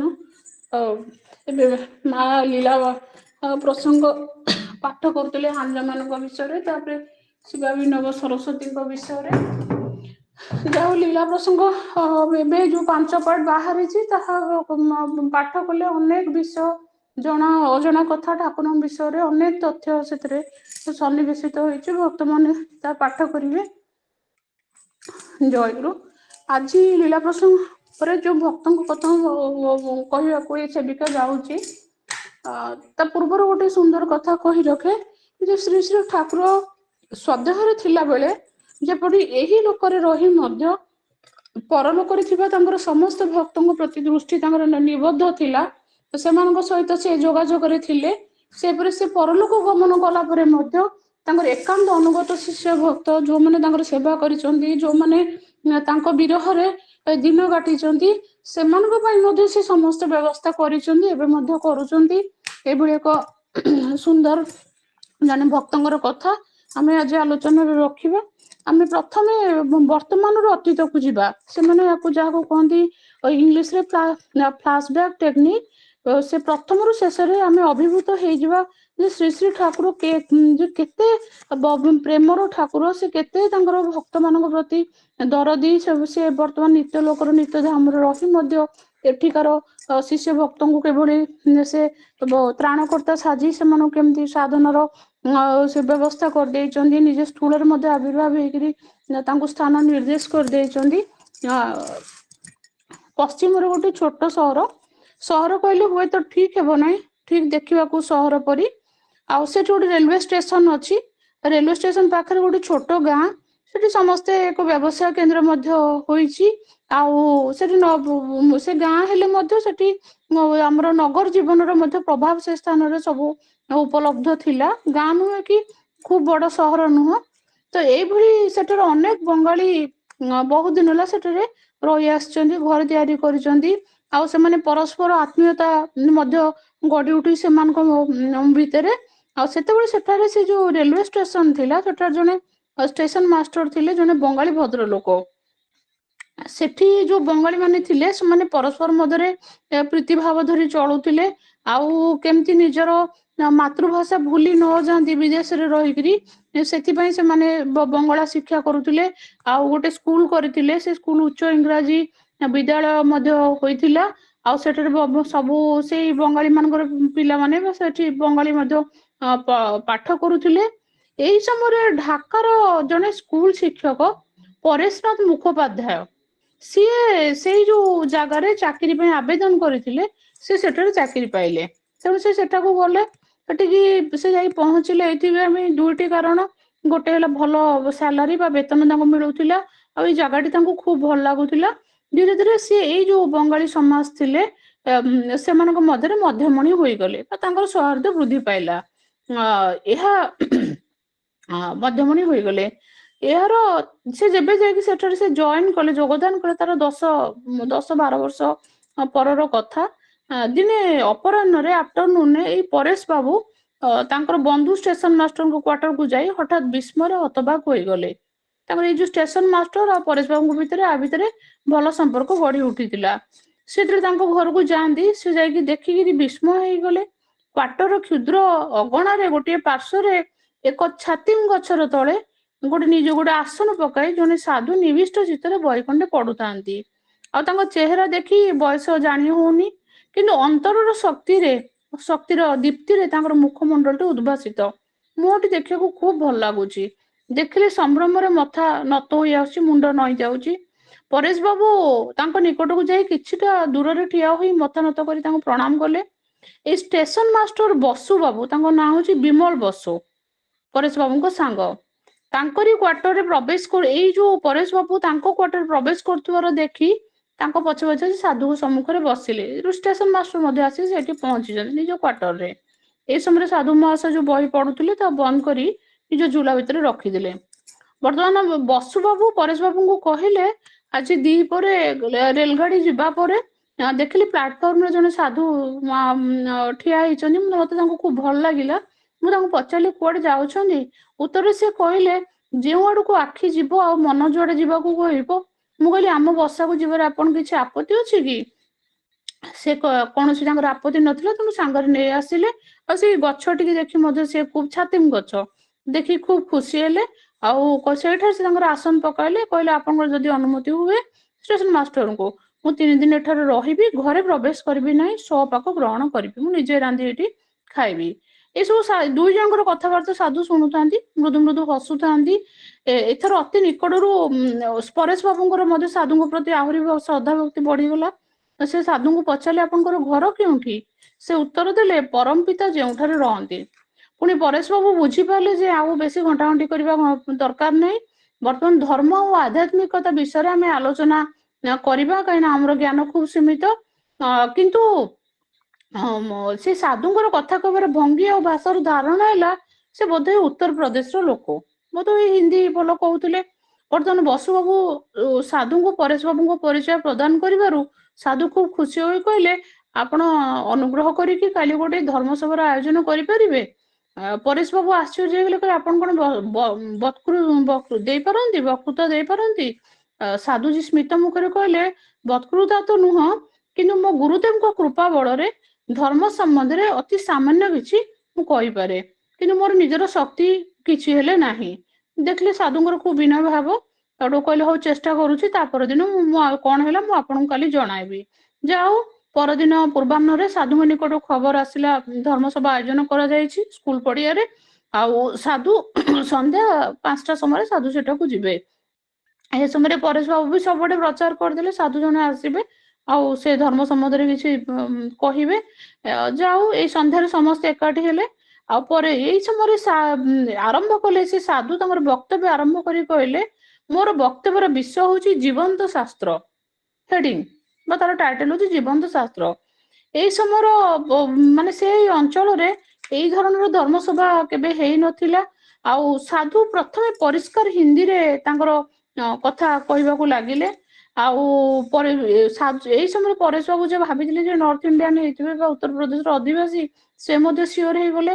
ଆଉ ତାଙ୍କର ବକ୍ତବ୍ୟର ବିଷୟବସ୍ତୁ ଥିଲା, ଧର୍ମ କହିଲେ କଣ ବୁଝାଯାଏ? ଧର୍ମ କଣ? ମାନବ ଜୀବନରେ ଧର୍ମର ପ୍ରୟୋଜନୀୟତା, ଧର୍ମରେ ଶାସ୍ତ୍ରର ମୂଲ୍ୟ, ମୌନ ଶାସ୍ତ୍ରକୁ ସାଧନ ସିଦ୍ଧ ସଦ୍ଗୁରୁ ମାନେ କିପରି ମୁଖର କରିପାରନ୍ତି। ପରିଶେଷରେ ଦୃଷ୍ଟାନ୍ତ ସ୍ୱରୂପ ସେ ନିଜର ଗୁରୁଦେବ ଶ୍ରୀମତ୍ ସ୍ୱାମୀ ନିଗମାନନ୍ଦ ସରସ୍ୱତୀ ପରମହଂସ ଦେବଙ୍କ ଜୀବନୀ ଓ ଭାବାଦର୍ଶ ସମସ୍ତ ବର୍ଣ୍ଣନା କଲେ। ଶ୍ରୋତା ମଣ୍ଡଳୀ ସବୁ ମନ୍ତ୍ରମୁଗ୍ଧ ହୋଇ ତାଙ୍କର ଭାଷଣ ଶୁଣୁଥିଲେ। ହଠାତ୍ ସେ ତାଙ୍କର ବିସ୍ମୟ କରି ହିନ୍ଦୀରେ କହୁଥିବା ବକ୍ତବ୍ୟକୁ ବିଶୁଦ୍ଧ ସଂସ୍କୃତ ଭାଷାରେ କହିବାକୁ ଲାଗିଲେ। ତାପରେ ପରେ ସେ ମାନେ ଏତେ ସୁନ୍ଦର ସାଧୁ ତାଙ୍କର ବକ୍ତୃତା ଦଉଥିଲେ ଯେ ସମଗ୍ର ସଭାସ୍ଥଳଟି ଯେପରି ଯାଦୁ ମନ୍ତ୍ରରେ ମୋହିତ ହେଇଯାଉଥିଲା। ଶେଷରେ ସଭା ଶେଷରେ ଶ୍ରୋତା ମାନଙ୍କର ଭିଡ ଚାପରୁ ସାଧୁଙ୍କୁ ରକ୍ଷା କରିବା ବହୁତ ଦୁଃସାଧ୍ୟ ହେଇ ପଡିଲା। ପ୍ରଣାମ କରିବାକୁ ବି ପ୍ରବଳ ଭିଡ, କିନ୍ତୁ ସାଧୁଙ୍କର ଇଚ୍ଛା ନାହିଁ। ବଡ କଷ୍ଟରେ ତାଙ୍କୁ ସେ ଜାଗାରୁ ଉଦ୍ଧାର କରି ସେ କ୍ୱାର୍ଟରକୁ ପୁଣି ନେଇକି ଆସିଲେ। ଆଉ ସେଠାକୁ ମଧ୍ୟ ପ୍ରଣାମ କରିବାକୁ ଲୋକମାନେ ଗଲେ, କିନ୍ତୁ ସାଧୁ କାହାକୁ ଆଉ ପାଖକୁ ଆସିବାକୁ ଦଉନଥିଲେ। ସନ୍ଧ୍ୟା ବେଳକୁ ଯେତେବେଳେ ପରେଶ ବାବୁ ଆସି ନମସ୍କାର କରି ସାଧୁଙ୍କ ପାଖରେ ବସି ପଡିଲେ, କହିଲେ ସାଧୁ ମହାଶୟ ଆପଣ ଏଥିରେ ନିଜ ପରିଚୟ ଦିଅନ୍ତୁ, ଆପଣ ଜଣେ ରହସ୍ୟମୟ ପୁରୁଷ ସାଧୁ ନୀରବ। ପରେଶ ବାବୁ ପୁଣି କହିବାକୁ ଲାଗିଲେ, ଆପଣଙ୍କ ଗୁରୁଦେବଙ୍କୁ ଦର୍ଶନ କରିବାର ସୌଭାଗ୍ୟ ମୋର ହୋଇଛି, ମୁଁ ମଧ୍ୟ ବଙ୍ଗାଳୀ। ସାଧୁ ଚମକି ଉଠିଲେ, କହିଲେ ଆପଣ କେଉଁଠି ଦର୍ଶନ କରିଛନ୍ତି? ପରେଶ ବାବୁ କହିଲେ ଢାକାରେ। ଢାକାରେ କେଉଁଠି? ନା, ପରେଶ ବାବୁ କହିଲେ ଡକ୍ଟର ନୃପେନ ରାୟଙ୍କ ବସାରେ। କେବଳ ତାଙ୍କୁ ଦର୍ଶନ କରିନାହିଁ, ତାଙ୍କର ରଚିତ ଯୋଗୀଗୁରୁ, ଜ୍ଞାନୀଗୁରୁ, ତାନ୍ତ୍ରିକ ଗୁରୁ, ପ୍ରେମିକଗୁରୁ ପୁସ୍ତକ ମଧ୍ୟ ମୁଁ ପାଠ କରିଛି। ବର୍ତ୍ତମାନ ସାଧୁଙ୍କର ହୃଦୟର ବଦ୍ଧତାର ଅର୍ଗଳି ଯେଭଳି ମୁହୂର୍ତ୍ତକର ଦମକା ପବନ ମୁକ୍ତ ହେଇଗଲା। ଆଉ ହୃଦୟ ବେଗ ସମ୍ଭାଳି ପାରିଲେ ନାହିଁ। ପରେଶ ବାବୁ କୁଣ୍ଢାଇ ପକାଇଲେ, କହିଲେ ଆପଣ ମୋର ଆତ୍ମାର ଆତ୍ମୀୟ। ସନ୍ନ୍ୟାସୀ ମାନଙ୍କର ସ୍ୱରୂପ ପରିଚୟ ହିଁ ଏକମାତ୍ର ପରିଚୟ, ଆଉ ସବୁ ତୁଚ୍ଛ, ଅତୀତ ସ୍ୱପ୍ନବତ୍ ମିଥ୍ୟା। ପଛରେ ପକାଇ ଆସିଥିବା ଦିନ ଗୁଡିକ ଏବେ ମୋ ପାଇଁ ଅର୍ଥହୀନ, କିନ୍ତୁ ଗୁରୁଦେବଙ୍କର ସ୍ମୃତି ବିଜଡିତ ଯାହା କିଛି ତାହା ତ ମୋର ଚିରସ୍ମରଣୀୟ। ତାଙ୍କ ସ୍ମୃତି ମୋର ମହାସମ୍ପଦ। ସେଥିପାଇଁ ତାଙ୍କର ସାନ୍ନିଧ୍ୟ ଲାଭ କରିବା ପରଠାରୁ ଏ ପର୍ଯ୍ୟନ୍ତ ମୋ ଜୀବନରେ ଘଟିଥିବା ଉଲ୍ଲେଖନୀୟ ଘଟଣା ସବୁ କିଛି ଆଜି ଆପଣଙ୍କୁ କହୁଛି। ସାଧୁ ସେଠାରେ ଆରମ୍ଭ କଲେ, କହିଲେ ମୋ ଘର ହଉଛି ବଙ୍ଗଳାର ମେଦିନପୁର ଜିଲ୍ଲାର ଘାଟାଲ ମହକୁମାରେ ତାଙ୍କର ଘର। ସେତେବେଳେ ତାଙ୍କର ନାମ ଥିଲା ଅନ୍ନଦା ବିଶ୍ୱାସ। ଯୌବନର ପ୍ରାରମ୍ଭରେ ହିଁ ଗୁରୁଦେବଙ୍କ ନାମ ଶୁଣି ତାଙ୍କର ମନେ ହୋଇଥିଲା ସେ ଯେପରି ତାଙ୍କର ଅତି ପରିଚିତ। ତାଙ୍କର ପ୍ରତିଷ୍ଠିତ ଖଡକୁସୁମ ଆଶ୍ରମକୁ ଯାଇ ସେ ତାଙ୍କର ଦର୍ଶନ ଆଉ ଦୀକ୍ଷା ଲାଭ କରିଥିଲେ, ଆଉ ସଂସାର ତ୍ୟାଗ କରି ସେହି ଆଶ୍ରମରେ ଅନ୍ତେବାସୀ ହୋଇଗଲେ। ସେତେବେଳେ ତାଙ୍କର ନାମ ହେଲା ଅନ୍ନଦା ବ୍ରହ୍ମଚାରୀ। ପରେ ନୀଳାଚଳ କୁଟୀରରୁ ତାଙ୍କ ପାଇଁ ଆହ୍ୱାନ ଆସିଲା, ସେ ସେଠାରେ ଯାଇ ଗୁରୁଦେବଙ୍କର ସେବା କରିଲେ। ଗୁରୁଦେବଙ୍କର ଏତାଦୃଶ୍ୟ ସାନ୍ନିଧ୍ୟ ଅନେକ ନିକଟରେ ଖୁବ ଲୋଭନୀୟ। ଆଉ ତାଙ୍କ ପରି ଜଣେ ବିଦ୍ୟା ବୁଦ୍ଧିହୀନ ଜଣେ ମୂର୍ଖକୁ ସେ ଯେ ଏତେ କୃପା କରିବେ, ସେ କଥା ସେ କୌଣସି ଦିନ ଭାବି ନଥିଲେ। କେବଳ ତାଙ୍କର ପଦସେବା ଏବଂ ବୁଲିଯିବା ସମୟରେ ତାଙ୍କ ରିକ୍ସା ଟାଣିବା ଥିଲା ତାଙ୍କର ସାଧନା। ତାଙ୍କର ଏକମାତ୍ର ସାଧନ ଥିଲା ଗୁରୁଦେବଙ୍କର ରିକ୍ସା, ହାତ ଟଣା ରିକ୍ସାଟି, ଗୋଟେ ଜାପାନ ତିଆରି ରିକ୍ସା। ତାକୁ 80 ଟଙ୍କା ତାର ଦାମ ଥିଲା। ଆଉ ଠାକୁରଙ୍କର ଅତ୍ୟନ୍ତ ପ୍ରବୀଣ ଶିଷ୍ୟ ବା ପରମ ଭକ୍ତ ବିଜନ ଦାସଗୁପ୍ତ ହିଁ ସେ ରିକ୍ସାଟି ପୁରୀ ପଠେଇଥିଲେ। ସେ କହିଲେ ମୋର ଗୁରୁଦେବ ଥିଲେ ଜୀବନ୍ତ ଶାସ୍ତ୍ର, ସର୍ବଶକ୍ତିମାନ, ସର୍ବଜ୍ଞ, ସାଧନ ସିଦ୍ଧ, ସାର୍ବଭୌମ ସଦ୍ଗୁରୁ। ତାଙ୍କ ଆଶୀର୍ବାଦରେ ଅସମ୍ଭବ ମଧ୍ୟ ସମ୍ଭବ ହୁଏ। ଆଉ ତାର ପ୍ରମାଣ ହଉଛି ମୁଁ ନିଜେ। ଆଉ ସେ କହିବାରେ ଲାଗିଥାନ୍ତି ଯେ ଠାକୁରଙ୍କର ଦେହ ରକ୍ଷା ପୂର୍ବରୁ ପୁରୀରେ ସେ ତାଙ୍କର ସେବକ ଥିଲେ। ଆଉ ଠାକୁରଙ୍କ ଦେହ ରକ୍ଷା ପରେ ସେ ତାଙ୍କର ସମସ୍ତ ମଠ ଆଶ୍ରମ ଦର୍ଶନ କଲେ। ସେଇ ସମୟରେ ଢାକାର ନୃପେନ ରାୟଙ୍କ ଘରକୁ ମଧ୍ୟ ଆସିଥିଲେ। ସ୍ୱପ୍ନରେ ଠାକୁର ତାଙ୍କ ନିର୍ଦ୍ଦେଶ ଦେଇଥିଲେ ତୁମେ କାଶୀ ଯାଅ। ସେଠାରେ ସ୍ଥାନ ମଧ୍ୟ ଠାକୁର ନିର୍ଦ୍ଦେଶ କରାଇ ଦେଇଥିଲେ। ଆଉ ସେଠାରେ ସେ ଯାଇ କାଶୀରେ ସେଠାରେ ସେ ସଂସ୍କୃତ ଚର୍ଚ୍ଚା କଲେ, ଶାସ୍ତ୍ର ଅଧ୍ୟୟନ କଲେ। ଦିନେ ଗୁରୁଦେବ ସ୍ଥୂଳରେ ଆବିର୍ଭୂତ ହୋଇ ତାଙ୍କୁ ସନ୍ନ୍ୟାସୀର ମହାବାକ୍ୟ ଶୁଣାଇ ତାଙ୍କର ନାମ ରଖିଥିଲେ ଆନନ୍ଦ ସ୍ୱାମୀ ସରସ୍ୱତୀ। ଏବଂ ସେହିଦିନ ଠାରୁ ଗୈରିକ ବସ୍ତ୍ର ମଧ୍ୟ ପରିଧାନ କରିବାକୁ ତାଙ୍କର ଠାକୁର ନିର୍ଦ୍ଦେଶ ଦେଇଥିଲେ। ଗୁରୁଦେବ ସ୍ଥୂଳରେ ନାହାନ୍ତି, କିନ୍ତୁ ତାଙ୍କର ମନେ ହୁଏ ସବୁ ସମୟରେ ସେ ତାଙ୍କ ସାଙ୍ଗରେ ଅଛନ୍ତି। ତାଙ୍କୁ ସ୍ମରଣ ମନନ କରି ଘୁରି ବୁଲି ସେ ତାଙ୍କର ମହିମା ପ୍ରଚାର କରୁଛନ୍ତି। ସଂକ୍ଷେପରେ ତାଙ୍କର କଥା ଶେଷ ହେଲା। ଆଉ ପରଦିନ ସାଧୁଙ୍କୁ ଆଉ ସେଠି ଦେଖିବାକୁ ମିଳିଲେ ନାହିଁ। ଏଇ ପରେଶ ବାବୁଙ୍କ ଠାରୁ ରବି ରାୟ ଏଇ କାହାଣୀଟି ଶୁଣିଥିଲେ। କିପରି କେଉଁଠାରେ ସେ ରହସ୍ୟ ଅପ୍ରକାଶ ଥାଉ, ଏ ବିଷୟଟି ଆପଣ ମାନେ ଜାତିସ୍ମର କାହାଣୀ ଗ୍ରନ୍ଥରେ ପାଇବେ। ତ ଦେଖନ୍ତୁ, ଜଣେ ରିକ୍ସା, ସେ କିଛି ତାଙ୍କର ଜ୍ଞାନର ଧାର ଧାରି ନାହାନ୍ତି, କୌଣସି ଶାସ୍ତ୍ର ପାଠ କରିନାହାନ୍ତି। ଆଉ ଖୁବ ଆନନ୍ଦ ଠାକୁରଙ୍କୁ ରିକ୍ସାରେ ହାତ ଟଣା ରିକ୍ସାରେ ଠାକୁରଙ୍କୁ ଟାଣି ଟାଣି ପୁରୀ ସହରର ଗଳି କନ୍ଦି ବୁଲେଇବା, ସମସ୍ତ ଦୋଳ ଉତ୍ସବ ଆଦି ଠାକୁରଙ୍କୁ ଦେଖେଇବା, ଅପାର ଆନନ୍ଦ। ତାଙ୍କର ଅନ୍ନଦା ବ୍ରହ୍ମଚାରୀ ଖର୍ବକୃତି ଥିଲେ, ଖୁବ ସର୍ଟ ହାଇଟ, ଆଉ ତାଙ୍କ ଜିଭ ବହୁତ ବଡ। କଥାରେ ଜୟଗୁରୁ ବୋଲି ଗୋଟେ କୁଦାଟେ ମାରିକିରି ସେ ଡେଇଁ ପଡନ୍ତି। ଆଉ ଦିନେ ଠାକୁରଙ୍କୁ ତେଲ ଲଗଉ ଠାକୁର ଦୁଃଖରେ କହୁଛନ୍ତି, ଆଉ ମୁଁ ଯାହା ଚାହିଁଥିଲି ଦବାକୁ କେହି ନବାକୁ ରାଜି ନାହାନ୍ତି। ଭାବୁଛି ଦେହ ରଖି ଲାଭ କଣ? ଅନନ୍ତା ବ୍ରହ୍ମଚାରୀ କହୁଛନ୍ତି ହଁ ହଁ ଠାକୁର ଆପଣ ଠିକ କହୁଛନ୍ତି। ଏ ସମୟରେ ହରେଣ୍ଡା ଧମକ ଦେଇ କହିଲେ ଚୁପ କର, ତୁ ବେଶୀ ଜାଣିଛୁ। ଅର୍ଥାତ୍ କେତେ ଯେ ସେ ସରଳ, କିଏ କହିପାରେ ହଁ ଠାକୁର ଆପଣ ଚାଲିଯିବା ଭଲ। ତ ଏଇଭଳି ଏଇ ସେବକଙ୍କୁ ଠାକୁର ନିଜେ କିଭଳି ସୂକ୍ଷ୍ମରେ ତାଙ୍କୁ ଦର୍ଶନ ଦେଇ ତାଙ୍କ ସ୍ଥାନ ନିର୍ଦ୍ଦେଶ କରି ତାଙ୍କୁ ସ୍ଥୂଳରେ ଆବିର୍ଭାବ ହୋଇ ତାଙ୍କୁ ଦୀକ୍ଷା ଦେଇ ତାଙ୍କୁ କିଭଳି ପ୍ରଗଳ୍ଭ ସଂସ୍କୃତର ଅଗାଧଜ୍ଞାନ, ସଂସ୍କୃତ ହିନ୍ଦୀ ସବୁଥିରେ ସେ ଜଣେ ସୁବକ୍ତା ବା ବାଗ୍ମୀ ହେଇପାରିଥିଲେ। ଆଉ ଅନନ୍ୟ ଆମର ଠାକୁର, ଅପାର ତାଙ୍କର ମହିମା। ସେତିକି କହି ଭାବିନି ମୁଁ ବିଶ୍ରାମ ଦେଉଛି। କ୍ଷମା ଗୁଣରେ ଭକ୍ତ ଭଗବାନଙ୍କ ନିକଟରେ ମୁଁ ମୋର ତ୍ରୁଟି ମୋର ପ୍ରାର୍ଥନା କରୁଛି। ଜୟଗୁରୁ। ଜୟଗୁରୁ। ଠାକୁରଙ୍କୁ ଥରେ କୁଟୀରରେ ଅନନ୍ତା ବ୍ରହ୍ମଚାରୀ ତେଲ ଲଗଉ ଲଗଉ ପଚାରିଥାନ୍ତି, ତମେ ତ ସମସ୍ତଙ୍କୁ କହୁଛ ସମସ୍ତଙ୍କ ସହିତ ତମର ପୂର୍ବଜନ୍ମର ସମ୍ବନ୍ଧ, ଆଉ ମୋ ସହିତ ତମର ପୂର୍ବଜନ୍ମ ସମ୍ବନ୍ଧଟା କଣ? ସେଇଠୁ ଠାକୁର କହିଲେ, ମୁଁ ଯେତେବେଳେ ଗାରହିଲେ ରହୁଥିଲି, ଠାକୁର ଅନନ୍ତା ବ୍ରହ୍ମଚାରୀଙ୍କୁ କହୁଛନ୍ତି, ମୁଁ ଯେତେବେଳେ ଗାରହିଲେ ରହୁଥିଲି ତୁ ମୋ କ୍ଷୀର ବାଲା ଥିଲୁ, ମଦନର ଦାଦା ହିସାବରେ ହଉଥିଲୁ। ସେଇଠୁ ତାପରେ ଥରେ ସେଥିରୁ ଉପସ୍ଥିତ ଜଣେ ସେଠି ଥିଲେ, ସମସ୍ତେ ସେଇଠୁ ଭାବିଲେ ବୋଧେ ଠାକୁର ମାନେ ଖୁସି କରିବା ପାଇଁ କହିଛନ୍ତି। ସୁରଳା ଥରେ ପଚାରିଲେ, କହିଲେ ସୀତାରାମର ବୁଢା କକା ଥିଲୁ, ହଁ ଆଉ ମତେ ସୀତାରାମର ବୁଢା କକା ଥିଲୁ। କକା ଥିଲୁ, ଗାରହିଲେ ମତେ କ୍ଷୀର ଦେଇ ଯାଉଥିଲୁ, ତୋତେ ହଁ ଦେଖିଲା ମାତ୍ରେ ମୁଁ ଚିହ୍ନି ପାରିଥିଲି, ତୁ ହଉଛୁ ସେଇ ଜଙ୍ଗଲୀ ଗୌଡ। ଜଙ୍ଗଲୀ ଗୌଡ। ସେଇଠୁ ସୁରବାଳା ମା ପଚାରିଲେ, ଠାକୁର ଏ କଥା କଣ ସତ୍ୟ? ନା ହଁ ଏ କଥା ସତ୍ୟ। ତେଣୁ ସେ କଣ କି ଆମେ ଯେତେବେଳେ ଭାବୁ ନା ମାନେ ଗୋଟେ ଅଧୋପତି ଆତ୍ମାର ଗୋଟେ ଅଧୋଗତି କୋଉଠି ହଉଥିବ, ତାଙ୍କର ସେଥିରେ ତାଙ୍କ ଦୃଷ୍ଟିଟା ତାପରେ ପଡେ, ତାର ଗତିପଥଟା ବଦଳିଯାଏ। ମରଣ ଦୁଆରେ ଦେଇ ଦର୍ଶନ, ମୁକ୍ତି ପଥେଇ ଯିବେ କରନ୍ତି ଚାଳ। ମରଣ ଦ୍ୱାର ଅର୍ଥ ନରକକୁ ଯିବା, ଯେତେବେଳେ ଯାଉଥିବ ଆତ୍ମା ଯେତେବେଳେ ଅଧୋଗତି ହଉଥିବ, ମୃତ୍ୟୁ ଅର୍ଥ ଯୋଉମାନେ ଜଡ ଜଗତରେ ବିଶ୍ୱାସୀ, ସେମାନେ ଭାବନ୍ତି ମରିଗଲେ ସବୁ ସରିଗଲା, ସେଥିପାଇଁ ମୃତ୍ୟୁ ସେମାନଙ୍କ ପାଇଁ ଏଣ୍ଡ। ତେଣୁ ମରଣଟା ଗୋଟେ ଜଡ ବା ନିଶ୍ଚିହ୍ନାତ୍ମକ ଶବ୍ଦ କାହାମାନଙ୍କ ପାଇଁ? ନା ଜଡବାଦୀ ମାନଙ୍କ ପାଇଁ। କିନ୍ତୁ ଯୋଉମାନେ ଭକ୍ତ, ତାଙ୍କ ଭାବନାଟା କଣ? ଆମେ ଠାକୁରଙ୍କ ପାଖେ ଥିଲୁ, ଠାକୁରଙ୍କ ପାଖେ ଅଛୁ, ଠାକୁରଙ୍କ ପାଖେ ରହିଥିବୁ। ତେଣୁ ସେଥିରେ ତାଙ୍କର କିଛି ଇଏ ନାହିଁ। ସେଥିପାଇଁ ଯେତେବେଳେ ଜାଣିବେ ଯେ ଆତ୍ମାଟା ଅଧୋଗତି ହଉଛି, ସେ ସମୟରେ ଗୁରୁ କଣ କହନ୍ତି? ସେଇ ସମୟରେ ତାକୁ ଦର୍ଶନ ଦାନ ମୁକ୍ତି ପଥେ ଯିବେ କରନ୍ତି ଚାଳନ। ସେଇ ସମୟରେ ସେ ତାଙ୍କୁ ନେଇଯିବେ।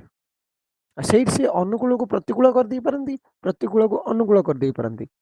ଅନୁକୂଳ କୃପା ଦେଇପାରନ୍ତି, ପ୍ରତିକୂଳ କୃପା ଦେଇ ଅନୁକୂଳ ପ୍ରତିକୂଳ କୃପା ବଳେ ନିସ୍ତାରନ୍ତି ବଦ୍ଧ ଜୀବକୁଳ। ମାନେ ମହିମାଟା ଅପରମ୍ପାର। ମାନେ ଯୋଗ ବାସିଷ୍ଠରେ ବଶିଷ୍ଠ ରାମଚନ୍ଦ୍ର କହୁଛନ୍ତି, କିପରି କହିବି ରାମ ଶ୍ରୀଗୁରୁ ମହିମା, ପଞ୍ଚମୁଖ ଗାଇ ଯାର ନ ପାଇଲେ ସିନା। ପଞ୍ଚମୁଖ କିଏ? ସେ ନା ମହାଦେବ। ମହାଦେବ ଯାହାଙ୍କ ମହିମା ଗାନ କରି କରି ଥକି ପଡିଛନ୍ତି, ମହାଦେବ ଯାହାଙ୍କ ମହିମା ଗାନ କରି କରି ଥକି ପଡିଛନ୍ତି, ମହାଦେବଙ୍କ ମୁଖ ଯାହାର ମହିମା ଗାନ କରି କରି ସରୁନାହିଁ, ଆଉ ଆମେ ତାଙ୍କ ମହିମା କଣ ଗାନ କରିବା? ଜୟଗୁରୁ। ଆମ ସଭାପତି ମା ବିରାଜ ମା, ସଭାପତି ଭାଇ ଆସିଲେଣି?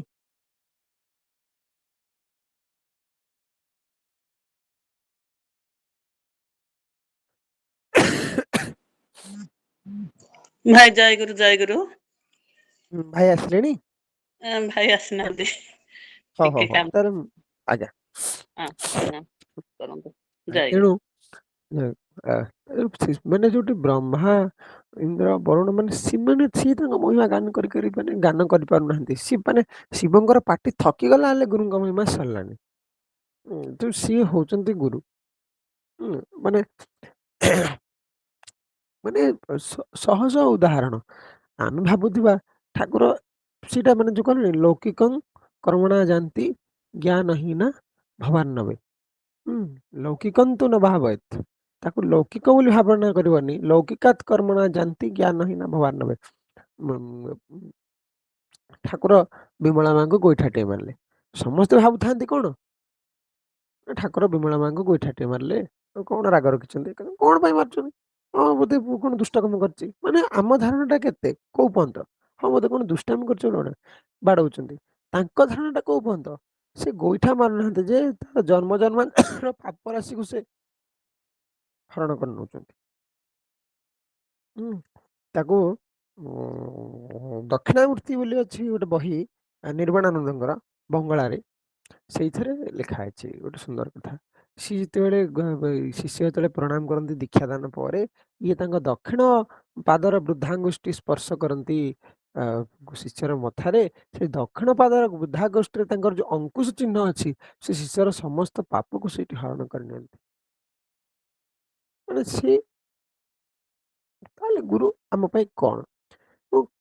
ସବୁ କଥାଟି କୁହାଯାଇଛି ଶାସ୍ତ୍ରରେ। ପ୍ରକୃତରେ କୋଟି ଜନ୍ମ ପୁଣ୍ୟ ନ କଲେ ସଦ୍ଗୁରୁଙ୍କ ସାନ୍ନିଧ୍ୟ ପାଇବାଟା ସମ୍ଭବପର ହୁଏ ନାହିଁ। କହିଲେନି ସର୍ବତୀର୍ଥାଶ୍ରୟମ୍ ଦେବୀ ସଦ୍ଗୁରୋଶ୍ଚରଣାମୃଜମ୍, ତାଙ୍କ ଚରଣରେ ସବୁ ତୀର୍ଥ। ଶାସ୍ତ୍ରରେ ଆଜି ପ୍ରଥମେ ପଢା ହେଲା ଯେ ବୃହତ୍ତର ଜୀବନ। ବୃହତ୍ତର ଜୀବନଟା କଣ ନା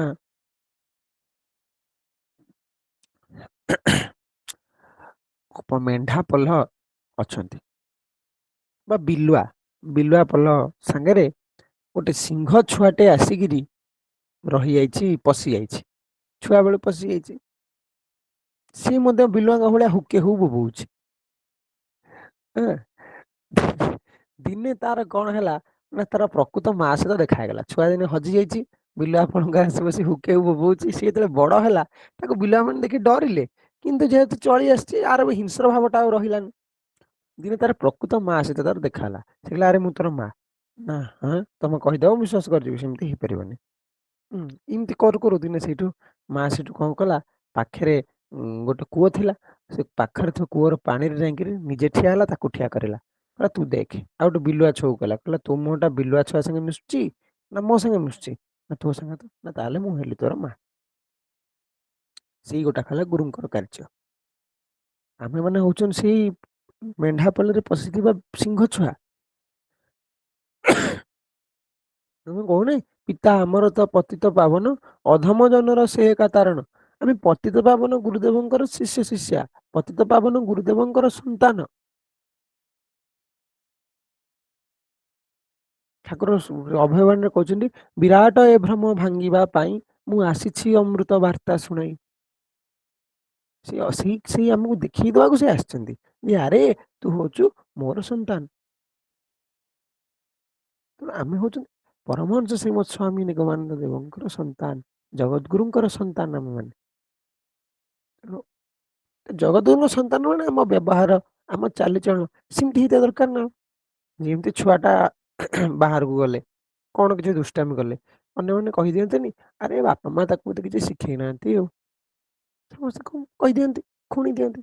ସେମିତି ଆମ ବ୍ୟବହାରରେ ଆମେ ଟିକେ ସେମିତି ସତର୍କ ହବା।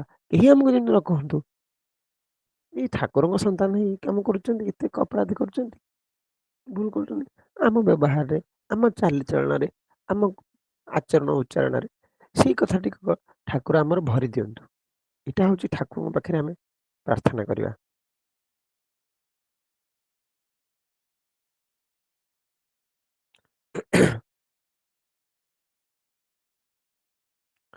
ଆମ ବ୍ୟବହାରରେ, ଆମ ଚାଲିଚଳନ କେମିତି ତାର ଦିବ୍ୟତା।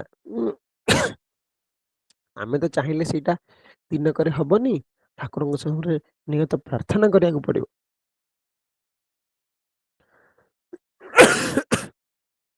ସବୁଦିନ ଆମେ ଯୋଉ ପ୍ରାର୍ଥନାଟା କରୁଥାଇ, ସେ ଭାବନାଟା, ସେଇ ଭାବଟାକୁ ବୁଝିକିରି ପ୍ରାର୍ଥନା ନିରତ ହେଲେ, ଭାବନା ସ୍ତରରେ ସେଇଟା କ୍ରିୟା କରିକିରି ଠାକୁରଙ୍କ ପାଖରେ ଯାଇ ବାଜିବ।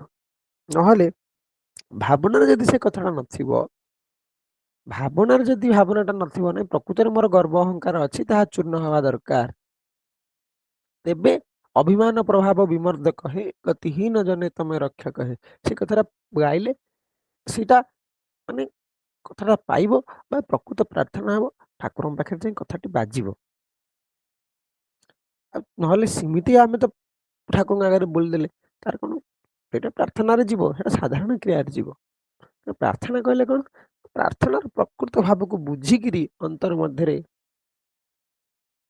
ତାର ଭାବଟାକୁ ଭାବାର୍ଥ ସହିତ ଭାବରେ ପ୍ରତିଷ୍ଠିତ ହେଇକିରି ଯୋଉ ତାଙ୍କୁ ଯୋଉ ପ୍ରାର୍ଥନା, ସେଇଟା ଯଥାର୍ଥ ପ୍ରାର୍ଥନା। ସେଥିପାଇଁ ସେ ପ୍ରତିଷ୍ଠା ଦିନ ପ୍ରଥମ ଉପଦେଶ ହଉଛି ପ୍ରତି ଗୃହ ସଂସ୍ଥାପନ ଗୁରୁଙ୍କ ଆସନ ସକାଳେ ସନ୍ଧ୍ୟାବେଳେ କର ପୂଜନ ଅର୍ଚ୍ଚନା ଗୁରୁଙ୍କ ଆସନ ସ୍ଥାପନ କଲ ତାପରେ ସ୍ତୋତ୍ର ବନ୍ଦନାଦି ପାଠ କର ତାର ଅର୍ଥ ବୁଝିବାକୁ ଚେଷ୍ଟା କର ସେଇ ଅର୍ଥ ଟିକାକୁ ବୁଝିକିରି ପ୍ରାର୍ଥନା ନିରତ ହେଲେ ସେ କହୁଛନ୍ତି ତମର ସବୁ କଥା ହେଇଯିବ। କେମିତି ସବୁ କଥା ହେଇଯିବ ନା ହଁ ସବୁ କଥା ହେଇଯିବ। ଆମେ ଯେତେବେଳେ ବେଦ ଉପନିଷଦ ଦେଖୁ ବେଦର ଯୋଉ ଚାରିଟାକ ପାଠ ସବୁଗୁଡାକ ପ୍ରାର୍ଥନା ଉପରେ ପର୍ଯ୍ୟବେସିତ। କର୍ମକାଣ୍ଡର ସବୁତକ ପାଠ ପ୍ରାର୍ଥନା ଉପରେ ପର୍ଯ୍ୟବେସିତ। ଥରେ ଆଲୋଚନା ହେଇଥିଲା କି କଣ କର୍ମକାଣ୍ଡର ପ୍ରଥମ ଆରମ୍ଭ ହଉଛି ଉପାସନା କରିବା ପୂର୍ବରୁ ପୂଜକ ବସୁଛନ୍ତି ଆସନରେ ପ୍ରଥମେ ଆସନଟାକୁ ଶୁଦ୍ଧି କରିକି ତାପରେ ବସୁଛନ୍ତି ସେ ପ୍ରଥମେ ପ୍ରାର୍ଥନା କରୁଛନ୍ତି ପୃଥିବୀକୁ ପୃଥ୍ୱୀ ତ୍ୱାଂ ଧୃତାଂ ଲୋକା ଦେବୀ ତ୍ୱଂ ବିଷ୍ଣୁନାଂ ଧୃତା ତଞ୍ଚ ଧାରେ ମାଂ ଦେବୀ ପବିତ୍ରଂ ଆସନ କର ମାଗୋ ମୁଁ ତୁମ ଉପରେ ବସିକି ଠାକୁରଙ୍କ ପୂଜା କରୁଛି ତେଣୁ ଦୟାକରି ଆସନକୁ ଶୁଦ୍ଧ କରିଦିଅ। ତାପରେ ଜଳକୁ ସେମିତି କହୁଛନ୍ତି ହେ ଗଙ୍ଗା ଯମୁନା ସରସ୍ୱତୀ ଗୋଦାବରୀ ନର୍ମଦା ଇତ୍ୟାଦି ସିନ୍ଧୁ ଇତ୍ୟାଦି ଜଳ ଆପଣମାନେ ସର୍ବତୀର୍ଥ ଜଳ ଆସିକି ଜଳରେ ସନ୍ନିବେଶିତ ହୁଅନ୍ତୁ ମୁଁ ସେଇ ପବିତ୍ର ଜଳକୁ ନେଇକରି ଦେବାର୍ଚ୍ଚନା କରିବି। ଏମିତି ସବୁ ଉପଚାର ଗୁଡ଼ିକ ଶୁଦ୍ଧି କରିକି ପରିଶେଷରେ ଦେବତାଙ୍କ ଯୋଉ ଆବାହନ ହଉଛି କଣ ହେ ପ୍ରଭୁ ଆପଣ ମୋ ଅନ୍ତର ମନ୍ଦିରରେ ଗତ ପୂଜାରେ କି ତାପରେ ପୂଜାରେ ଆଲୋଚନା କରୁଥିଲେ ପରା ଆପଣ ମୋ ଅନ୍ତର ଭିତରେ ଅଛନ୍ତି ଆପଣ ବାହାରକୁ ଆସିଲେ ସେହି ପ୍ରାର୍ଥନା କର୍ମକାଣ୍ଡ ପ୍ରାର୍ଥନା ଆଉ ବେଦଟା ଫୁଲ ଅଫ ପ୍ରାର୍ଥନା ତାହେଲେ ଏଇ ଜଗତଟା ପ୍ରାର୍ଥନା ଦ୍ୱାରା ହିଁ ତିଷ୍ଠିକିରି ଅଛି। ଭଗବାନ ଯେତେବେଳେ ଯୁଗେ ଯୁଗେ ଆସନ୍ତି ଜଗତକୁ କିପରି ଆସନ୍ତି ଦେବତା ମାନଙ୍କ ପ୍ରାର୍ଥନା ଦ୍ୱାରା ଆସନ୍ତି ପୃଥିବୀ ମାତାଙ୍କର ପ୍ରାର୍ଥନା ଦ୍ୱାରା ଆସନ୍ତି। ଭଗବାନ ଯେତେବେଳେ କ୍ରୁଦ୍ଧ ହୁଅନ୍ତି ସେତେବେଳେ ପ୍ରାର୍ଥନା ଦ୍ୱାରା ସନ୍ତୁଷ୍ଟ ହୁଅନ୍ତି। ସୃଷ୍ଟିଟା ରକ୍ଷା ହଉଛି କଣ ପାଇଁ ବୈଦିକ ପ୍ରାର୍ଥନା ଯାଇ ତେଣୁ ଏଥିପାଇଁ ଠାକୁର ପ୍ରାର୍ଥନା ଉପରେ ଏତେ ଷ୍ଟ୍ରେସ୍ ଦେଇଛନ୍ତି ନାଇଁ ପ୍ରାର୍ଥନାଟା କର। ସେଥିପାଇଁ ସକାଳେ ସନ୍ଧ୍ୟାରେ ଆମକୁ ଆଟଲିଷ୍ଟ ସବୁଦିନ ପ୍ରାର୍ଥନା ଟିକକୁ କରିବାକୁ କମ୍ପଲସରି କରାଯାଇଛି। ପ୍ରାର୍ଥନା ପ୍ରଥମେ ପ୍ରାର୍ଥନା ତାପରେ ଆଉ ଯାହା ଗୀତା ଭାଗବତ ସ୍ୱାଧ୍ୟାୟ ପଛ କଥା ଠାକୁରଙ୍କ ପ୍ରାଇମେରୀ ଉପଦେଶ ହଉଛି ସ୍ତୋତ୍ର ବନ୍ଦନା ଦେଇ ପାଠ କର ତାର ଅର୍ଥ ବୁଝିବାକୁ ଅଭ୍ୟାସ କର। ତେଣୁ ତାଙ୍କ ଉପଦେଶଟା ପ୍ରଥମେ ପାଳନ ତାଙ୍କ ଉପଦେଶ ପାଳନ କଲେ କଣ କି ସେ ଯୋଉ କଥାଟା କହିଥିବେ ସେଇ କଥାଟା ତାଙ୍କୁ ସ୍ମରଣ କରି ତାଙ୍କ ଆଦେଶଟାକୁ ପାଳନ କରିଗଲେ ପ୍ରକୃତିର ବାଧାଟା ଏଠି ଆମକୁ ଉପୁଜେଇବନି ପ୍ରଥମ କଥା। ଦ୍ୱିତୀୟ କଥା ଗୁରୁଙ୍କର ଆଦେଶଟା ପାଳନ ହଉଛି ଶିଷ୍ୟର ପାଇଁ ସାଧନା। ତାଙ୍କ ଆଦେଶଟାକୁ ଅବିଚାରରେ ପାଳନ କରିଗଲେ ଜନ୍ମ ଜନ୍ମାନ୍ତରର ପାପ ରାଶି ଦୁଃଖ ରାଶି ସବୁଗୁଡାକ କ୍ଷୟ ହେଇଯିବ। ସେଥିପାଇଁ କୁହାଯାଇଛି ଅବିଚାର କରି ଆଦେଶ ପାଳନ। ଥରେ ଗୁରୁ ଗୃହରେ ଶିଷ୍ୟମାନେ ଥାଆନ୍ତି ଜଣଙ୍କୁ କହିଦେଇ ଗଲେ ଦି ଜଣ ଶିଷ୍ୟ ଥାଆନ୍ତି ଭିକ୍ଷା କରି ଚଳୁଥାନ୍ତି ଜଣଙ୍କୁ କହିଲେ ତୁ ଭିକ୍ଷା କରିବୁ ଜଣଙ୍କୁ କହିଲେ ତୁ ବାସନ ମାଜିବୁ ଆଉ ଘର ଓଳେଇବୁ ଘର ଲିପିବୁ ଏଇସବୁ କାମ ଆଉ ଜଣଙ୍କୁ କହିଲେ ତୁ ପ୍ରତିଦିନ କଣ ଫୁଲ ତୋଳିବୁ ଦେବତା ପୂଜା କରିବୁ ଭୋଗ ରନ୍ଧନ କରିବୁ ଭୋଗ ଲଗେଇବୁ ବାଣ୍ଟି ଦେଇଗଲେ ଦି ପ୍ରକାର ସେବା। ଜଣେ ସବୁ ପରିଷ୍କାର ପରିଚ୍ଛନ୍ନ ଘର ଝଡା ବାହାର କାମ କଲା ଆଉ ଜଣେ ଦେବତା ଅର୍ଚ୍ଚନା ଭୋଗ ରନ୍ଧନ ବ୍ରାହ୍ମଣ ଧର୍ମ ଉପାସନାରେ ରହିଲା। କିଛି ଦିନ ପରେ ଗୁରୁ ଆଇଲା ବେଳକୁ ଯିଏ ମାନେ ସକାଳୁ ସକାଳୁ ଗୁରୁ ଆସି ପହଞ୍ଚିଲେ ଆଇଲା ବେଳକୁ ଦି ଜଣ ଧ୍ୟାନରେ ବଇଛନ୍ତି। ଆଚ୍ଛା ଯିଏ ଯାହାକୁ କହିଦେଇଥିଲେ ତୁ ଦିଅଙ୍କ ପୂଜା ଅର୍ଚ୍ଚନା କରିବୁ ଭୋଗ ଲଗେଇବୁ ସିଏ ଖାଲି ମାନେ ତା ମନଟା ଖାଲି ଚଞ୍ଚଳ ହଉଛି। ଆଚ୍ଛା ଯିଏ ବଇଛି ମାନେ ବାସନ ମାଜିକୁ ଯାହାକୁ କହିଦେଇଥିଲେ ସିଏ ପୁରା ନିର୍ବିକାର ଚିତ୍ତରେ ଦେହ ପୁରା ଜ୍ୟୋତିର୍ମୟ ହେଇଗଲାଣି ସେତେବେଳକୁ ଧ୍ୟାନ କରି ଅପେକ୍ଷା କଲେ ଦି ଜଣ ଧ୍ୟାନ ଉଠିଲେ ଧ୍ୟାନ ଉଠିଲା ପରେ ଗୁରୁ ସେଠୁ ଧ୍ୟାନରେ ବସିଲେ କଣ କଥାଟା ଏମିତି କାଇଁ ଅବସ୍ଥାଟା ହେଲା ଜାଣିବାକୁ ପାଇଲେ କଣ ଯାହାକୁ କହିଦେଇ ଗଲେ ତୁ ଦେବତା ଆରାଧନା କରିବୁ ଫୁଲ ତୋଳିବୁ ବେଦ ପଢିବୁ ଭୋଗ ରନ୍ଧନ କରି ଭୋଗ ଲଗେଇବୁ ସିଏ ମନେ ମନେ ଭାବିଛି ମୁଁ ହେଲି ଅତି ଉତ୍କୃଷ୍ଟ ଧରଣର ଛାତ୍ର ଶିଷ୍ୟ ଗୁରୁ ମତେ ସେଇ ସକାଶେ ଦେଇଛନ୍ତି ମୋର ସବୁ ସାଧନାର ସିଦ୍ଧି ହେଇଗଲା। ଯାହା ଗୁରୁ କହିଛନ୍ତି ବାସନ ମାଜିବୁ ଘର ଓଳେଇବୁ ମାନେ ଘର ଲିପା ପୋଛା କରିବୁ ବଜାର ସଉଦା କରିବୁ ସିଏ କହିଛି ତା ଆରମ୍ଭ ଧାରଣାଟା ରଖିଛି ଗୁରୁ ମତେ ଆଦେଶ କରି ଯାଇଛନ୍ତି ମୁଁ ସେତେବେଳେ କେମିତି ଠିକ ଠିକ ରୂପେ ସମ୍ପନ୍ନ କରିବି ହେ ପ୍ରଭୁ ମତେ ଶକ୍ତି ଦିଅ ମୁଁ କେମିତି ଗୁରୁଙ୍କ ଆଦେଶ ଟିକେ ଠିକ ଠିକ ପାଳନ କରିବି। ଯେହେତୁ ଗୁରୁଙ୍କ ଆଦେଶଟା ସେଇଠି ଥିଲା ଗୁରୁଙ୍କ ଆଦେଶଟା ତା ପାଇଁ ହେଇଗଲା ସାଧନା ତାକୁ ଆଉ ଅନ୍ତରଙ୍ଗ ସାଧନା କରିବାକୁ କିଛି ହେଲାନି ଯୋଉଟା ଯୋଗମାୟା ଦେବୀଙ୍କର ହେଇଥିଲା ପ୍ରିୟମତମା ଧାରାବାହିକ ଭାବରେ ଆଲୋଚନା କରିଛନ୍ତି ପାଠଚକ୍ର ଯୋଗମାୟା ଦେବୀଙ୍କ ଯତ ପୁରା ଫୁଲ। କଣ ବସୁ ବସୁକୁ ମାନେ ଦୁର୍ଗାପୁର ଶାନ୍ତି ଆଶ୍ରମ ବାଉଣ୍ଡରୀ ବାହାର ପର୍ଯ୍ୟନ୍ତ ସେ ରାତିରେ ସେ ଏରିଆ ଜ୍ୟୋତିର୍ମୟ ଦେଖାଉଥିଲା, କାହିଁକିନା ଯୋଗମାୟା ଦେବୀ ସେ ସମୟ ଧ୍ୟାନ କରନ୍ତି। ତେଣୁ ତାଙ୍କ ଆଦେଶଟାକୁ ଠିକ ଠିକ ଭାବରେ ପାଳନ, ସେ ଯେତିକି ଆଦେଶ ଦେଇଛନ୍ତି ସେତିକି ଯଦି ପାଳନ କରାଯାଏ ସେ କହୁଛନ୍ତି ମୁଁ ସବୁ ହେଇଯିବ। ସେ କହୁଛନ୍ତି ଘରଟାକୁ ମନ୍ଦିର କର, ତମ ସଂସାରଟାକୁ ମୋର ନ ଭାବି ଭାବ ଠାକୁରଙ୍କର। ସେତିକି କରିଗଲେ ବି ଆମର ସବୁ କଥା ଅନ୍ୟାନ୍ୟ ସମସ୍ୟାଟା ସମାଧାନ ହେଇଯିବ। ହେଲା ଦି ଶିଷ୍ୟଙ୍କର କଥା। ଆଉ ଗୋଟେ କଣ ହେଲା ନା ସେ ଯେହେତୁ ଭାବିଦେଲା ମୋର ସବୁ ହେଇଯାଇଛି, ସେଇ ସମୟରେ ଗୁରୁ ଶକ୍ତି ତା ଉପରୁ କୃପା ଉଠେଇ ନେଲେ। ଭାଇ ସଙ୍ଗ ସେବକ ତାକୁ ଲେଖୁଛନ୍ତି, ଯୋଉଦିନ ଶିଷ୍ୟ ଭାବିବେ ମୋର ସମସ୍ତ ସାଧନାର ପୂର୍ଣ୍ଣ ହେଇଛି, ସେଦିନ ଗୁରୁଦେବ ତାକୁ ତ୍ୟାଗ କରିଦିଅନ୍ତି ବା ଗୁରୁ ଶକ୍ତି ତାକୁ ତ୍ୟାଗ କରିଦିଅନ୍ତି। ସେଥିପାଇଁ ଶିଷ୍ୟମାନେ ଠାକୁରଙ୍କର ଏତେ ପରମହଂସତ୍ୱ ଲାଭ ହେଲା, ଯେତେବେଳେ ଗୁରୁ କହିଲେ ତୁ ଯା ବର୍ତ୍ତମାନ ମୁଁ ଯାଉଛି, ଠାକୁର ପାଦ ଧରି କେମିତି ତାଙ୍କୁ କାକୁତିମିନତି ହେଲେ। ସେଇଟା ହେଲା ପ୍ରକୃତ ଶିଷ୍ୟଙ୍କର ଲକ୍ଷଣ। ସବୁ ପରମହଂସତ୍ୱ ସ୍ୱୟଂ ଜଗତଗୁରୁ ଶିଷ୍ୟ ରୂପେ ଆସିଛନ୍ତି, ଶିଷ୍ୟତ୍ୱ ଗ୍ରହଣ କରିଛନ୍ତି, ସିଏ ତାଙ୍କ ଗୁରୁଙ୍କୁ ଛାଡୁନାହାନ୍ତି। ଗୁରୁ କହୁଛନ୍ତି ତୁ ମୋଠୁ ବଡ ହେଇଗଣି, ତଥାପି ଶିଷ୍ୟତ୍ୱର ଲକ୍ଷଣଟା କେତେ ମହିଆନ। ସେ ଗୋଡ଼ ଧରି କହୁଛନ୍ତି ନାଇଁ ପ୍ରଭୁ ମୋର କିଛି ହେଇନି, ଆପଣ ଟିକେ ମୋ ପାଖରେ ଆଉ ଟିକେ ରହନ୍ତୁ, କେମିତି ମୁଁ ଆପଣଙ୍କ ଆଉ ଟିକେ ସେବା କରିପାରିବି। ଏଇଟା ହେଲା ଶିଷ୍ୟତ୍ୱର ଲକ୍ଷଣ। ସେଥିପାଇଁ କୁହାଯାଇଛି ଅବିଚାର କରି ଆଦେଶ ପାଳନ। ଜୟଗୁରୁ। ଶେଷ ଗାନ।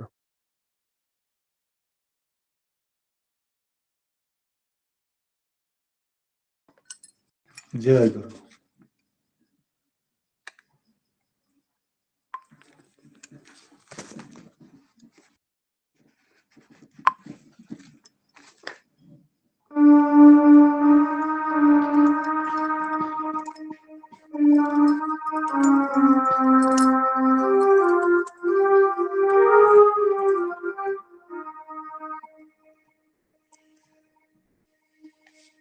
ଜୟ ଗୁରୁ।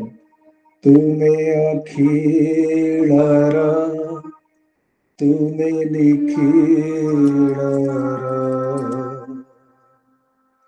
ତୁମେ ଅଖିଳର ତୁମେ ନିଖିଳର,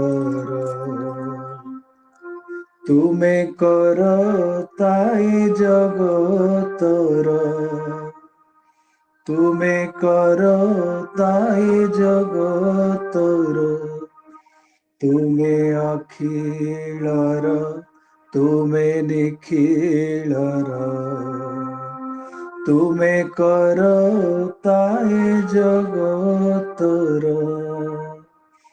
ତୁମେ ଦୟାମୟ ତୁମେ ପ୍ରେମମୟ, ତୁମେ ଦୟାମୟ ତୁମେ ପ୍ରେମମୟ, ତୁମ ପ୍ରେମ ଖେଳେ ବିଶ୍ୱ ଚରାଚର, ତୁମ ପ୍ରେମ ଖେଳେ ବିଶ୍ୱ ଚରାଚର, ତୁମେ ଅପରୂପ ତୁମେ ବିଶ୍ୱରୂପ, ତୁମେ ଅପରୂପ ତୁମେ ବିଶ୍ୱରୂପ, ତୁମ ଅନୁରୂପ ନାହିଁ ପଟାନ୍ତର, ତୁମେ କର ତାଇ ଜଗତର, ତୁମେ କର ତାଇ ଜଗତର, ତୁମେ ଅଖିଳର ତୁମେ ନିଖିଳର,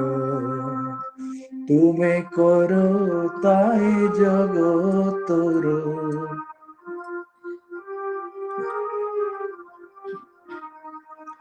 ତୁମ ସୌରଭ ତୁମେ ଗୌରବ, ତୁମ ଐଶ୍ୱର୍ଯ୍ୟ ସାରା ଭୁବନର, ତୁମେ ସୌରଭ ତୁମେ ଗୌରବ, ତୁମେ ଐଶ୍ୱର୍ଯ୍ୟ ସାରା ଭୁବନର, ତୁମେ ଅଣାକାର ତୁମେ ନିରାକାର, ତୁମେ ଅଣାକାର ତୁମେ ନିରାକାର, ତୁମ ଆକାର ବିଶ୍ୱ ବ୍ରହ୍ମାଣ୍ଡର, ତୁମ ଆକାର ବିଶ୍ୱ ବ୍ରହ୍ମାଣ୍ଡର, ତୁମେ କରତା ଏ ଜଗତର, ତୁମେ କରତା ଏ ଜଗତର, ତୁମେ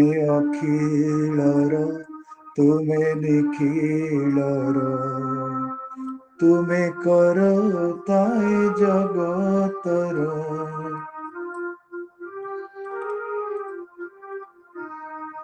ତୁମ ମଧୁବନେ କୁସୁମ ବିକାଶେ, ତୁମ ଇଙ୍ଗିତରେ ବହେ ମଧୁଜର, ତୁମ ମଧୁବନେ କୁସୁମ ବିକାଶେ, ତୁମ ଇଙ୍ଗିତରେ ବହେ ମଧୁଝର, ତୁମ ଚାରୁ ଶୋଭା ବଡ଼ ମନଲୋଭା, ତୁମ ଚାରୁ ଶୋଭା ବଡ଼ ମନଲୋଭା, କିଣି ଦିଏ ତନୁ ମନ ପ୍ରାଣ ମୋର, କିଣି ନିଏ ତନୁ ମନ ପ୍ରାଣ ମୋର, ତୁମେ କରତା ଏ ଜଗତର, ତୁମେ ଅଖିଳର, ତୁମେ ନିଖିଳର, ତୁମେ ଅଖିଳର, ତୁମେ ନିଖିଳର, ତୁମେ କରତା ଏ ଜଗତର, ତୁମେ କରତା ଏ ଜଗତର। ଜୟ ଗୁରୁ। ନିମନ୍ତ୍ରଣ ଫାଲୁନ ନିମନ୍ତ୍ରଣ ଜୟ ଗୁରୁ ଜୟ ଗୁରୁ। ଆପଣ କରିବେ କହିଛନ୍ତି ଆପଣ ଆଜ୍ଞା ଆଜ୍ଞା ଆଜ୍ଞା। କଣ? ଆସନ୍ତା ମଙ୍ଗଳବାର 24 ତାରିଖ ଡିସେମ୍ବର 24 ତାରିଖ ନିତ୍ୟ ଶାସ୍ତ୍ର ପାଠ ଆମର ଯଥା ସମୟରେ 7:45ରୁ 9ଟା ପର୍ଯ୍ୟନ୍ତ ଅନୁଷ୍ଠିତ ହେବ। ସେଥିପାଇଁ ଶ୍ରୀ ଶ୍ରୀ ଠାକୁର ମହାରାଜଙ୍କୁ ସାଦର ନିମନ୍ତ୍ରଣ ଜଣାଇବା ସହିତ ପୂଜ୍ୟ ପରିଚାଳକଙ୍କୁ ତଥା ସମସ୍ତ ଭାଇ ଏବଂ ମା'ମାନଙ୍କୁ ନିମନ୍ତ୍ରଣ ଜଣାଉଅଛି।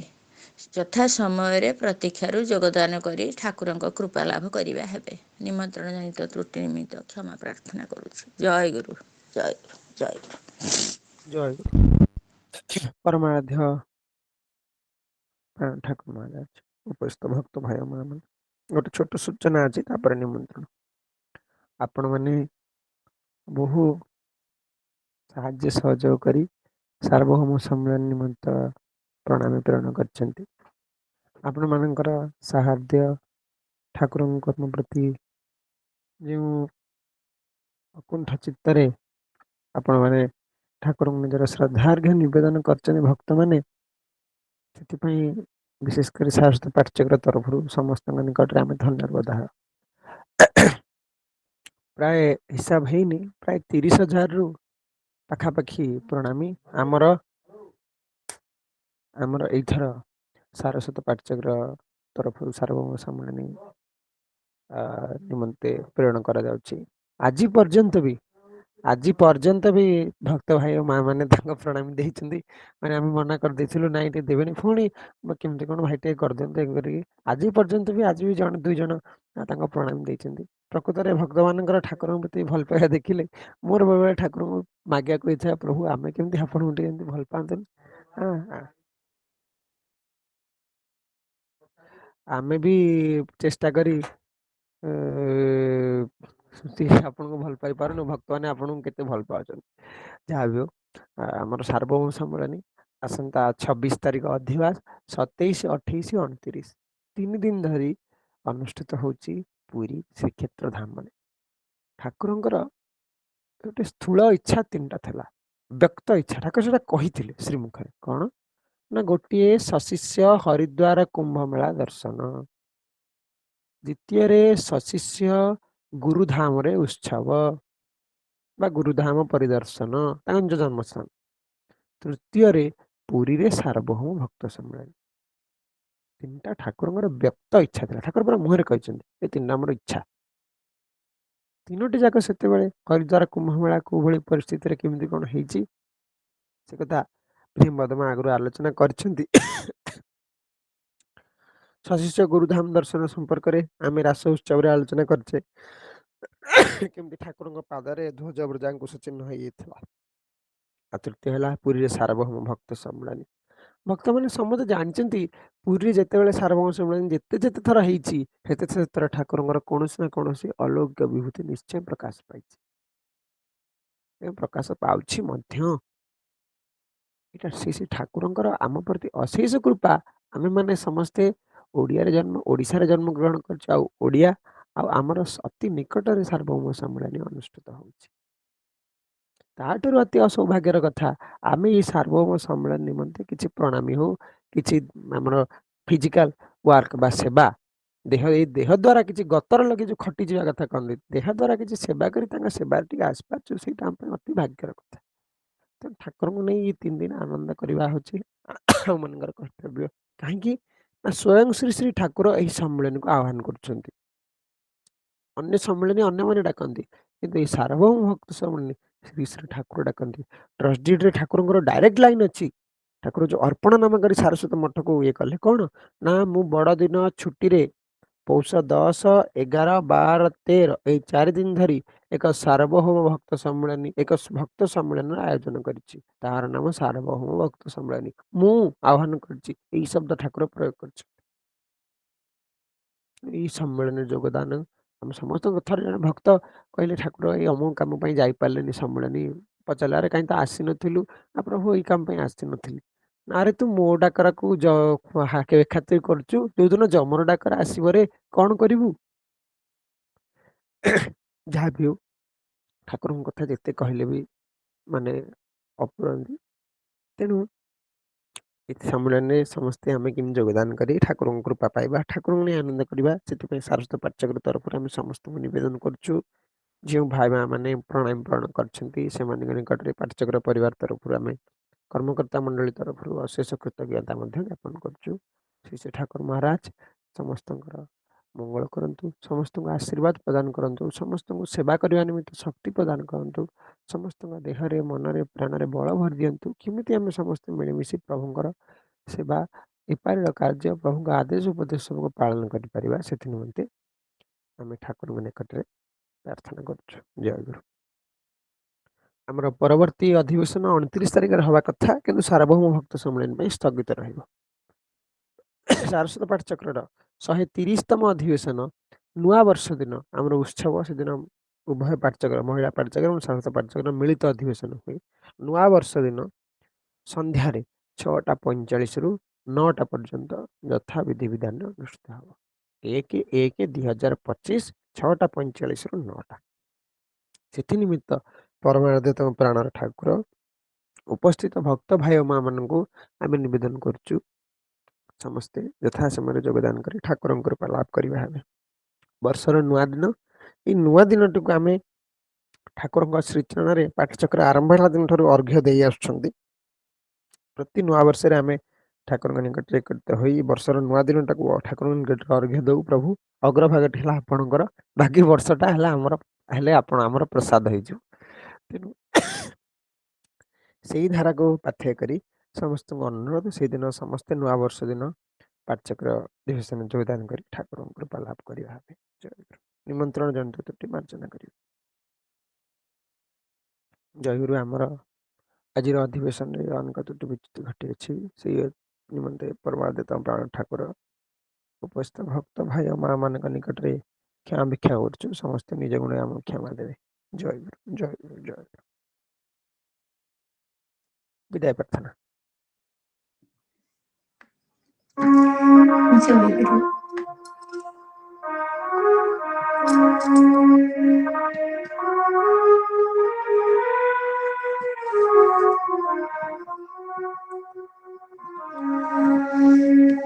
দয়াময় শ্রীচরণে এহি নিবেদন, দয়াময় শ্রীচরণে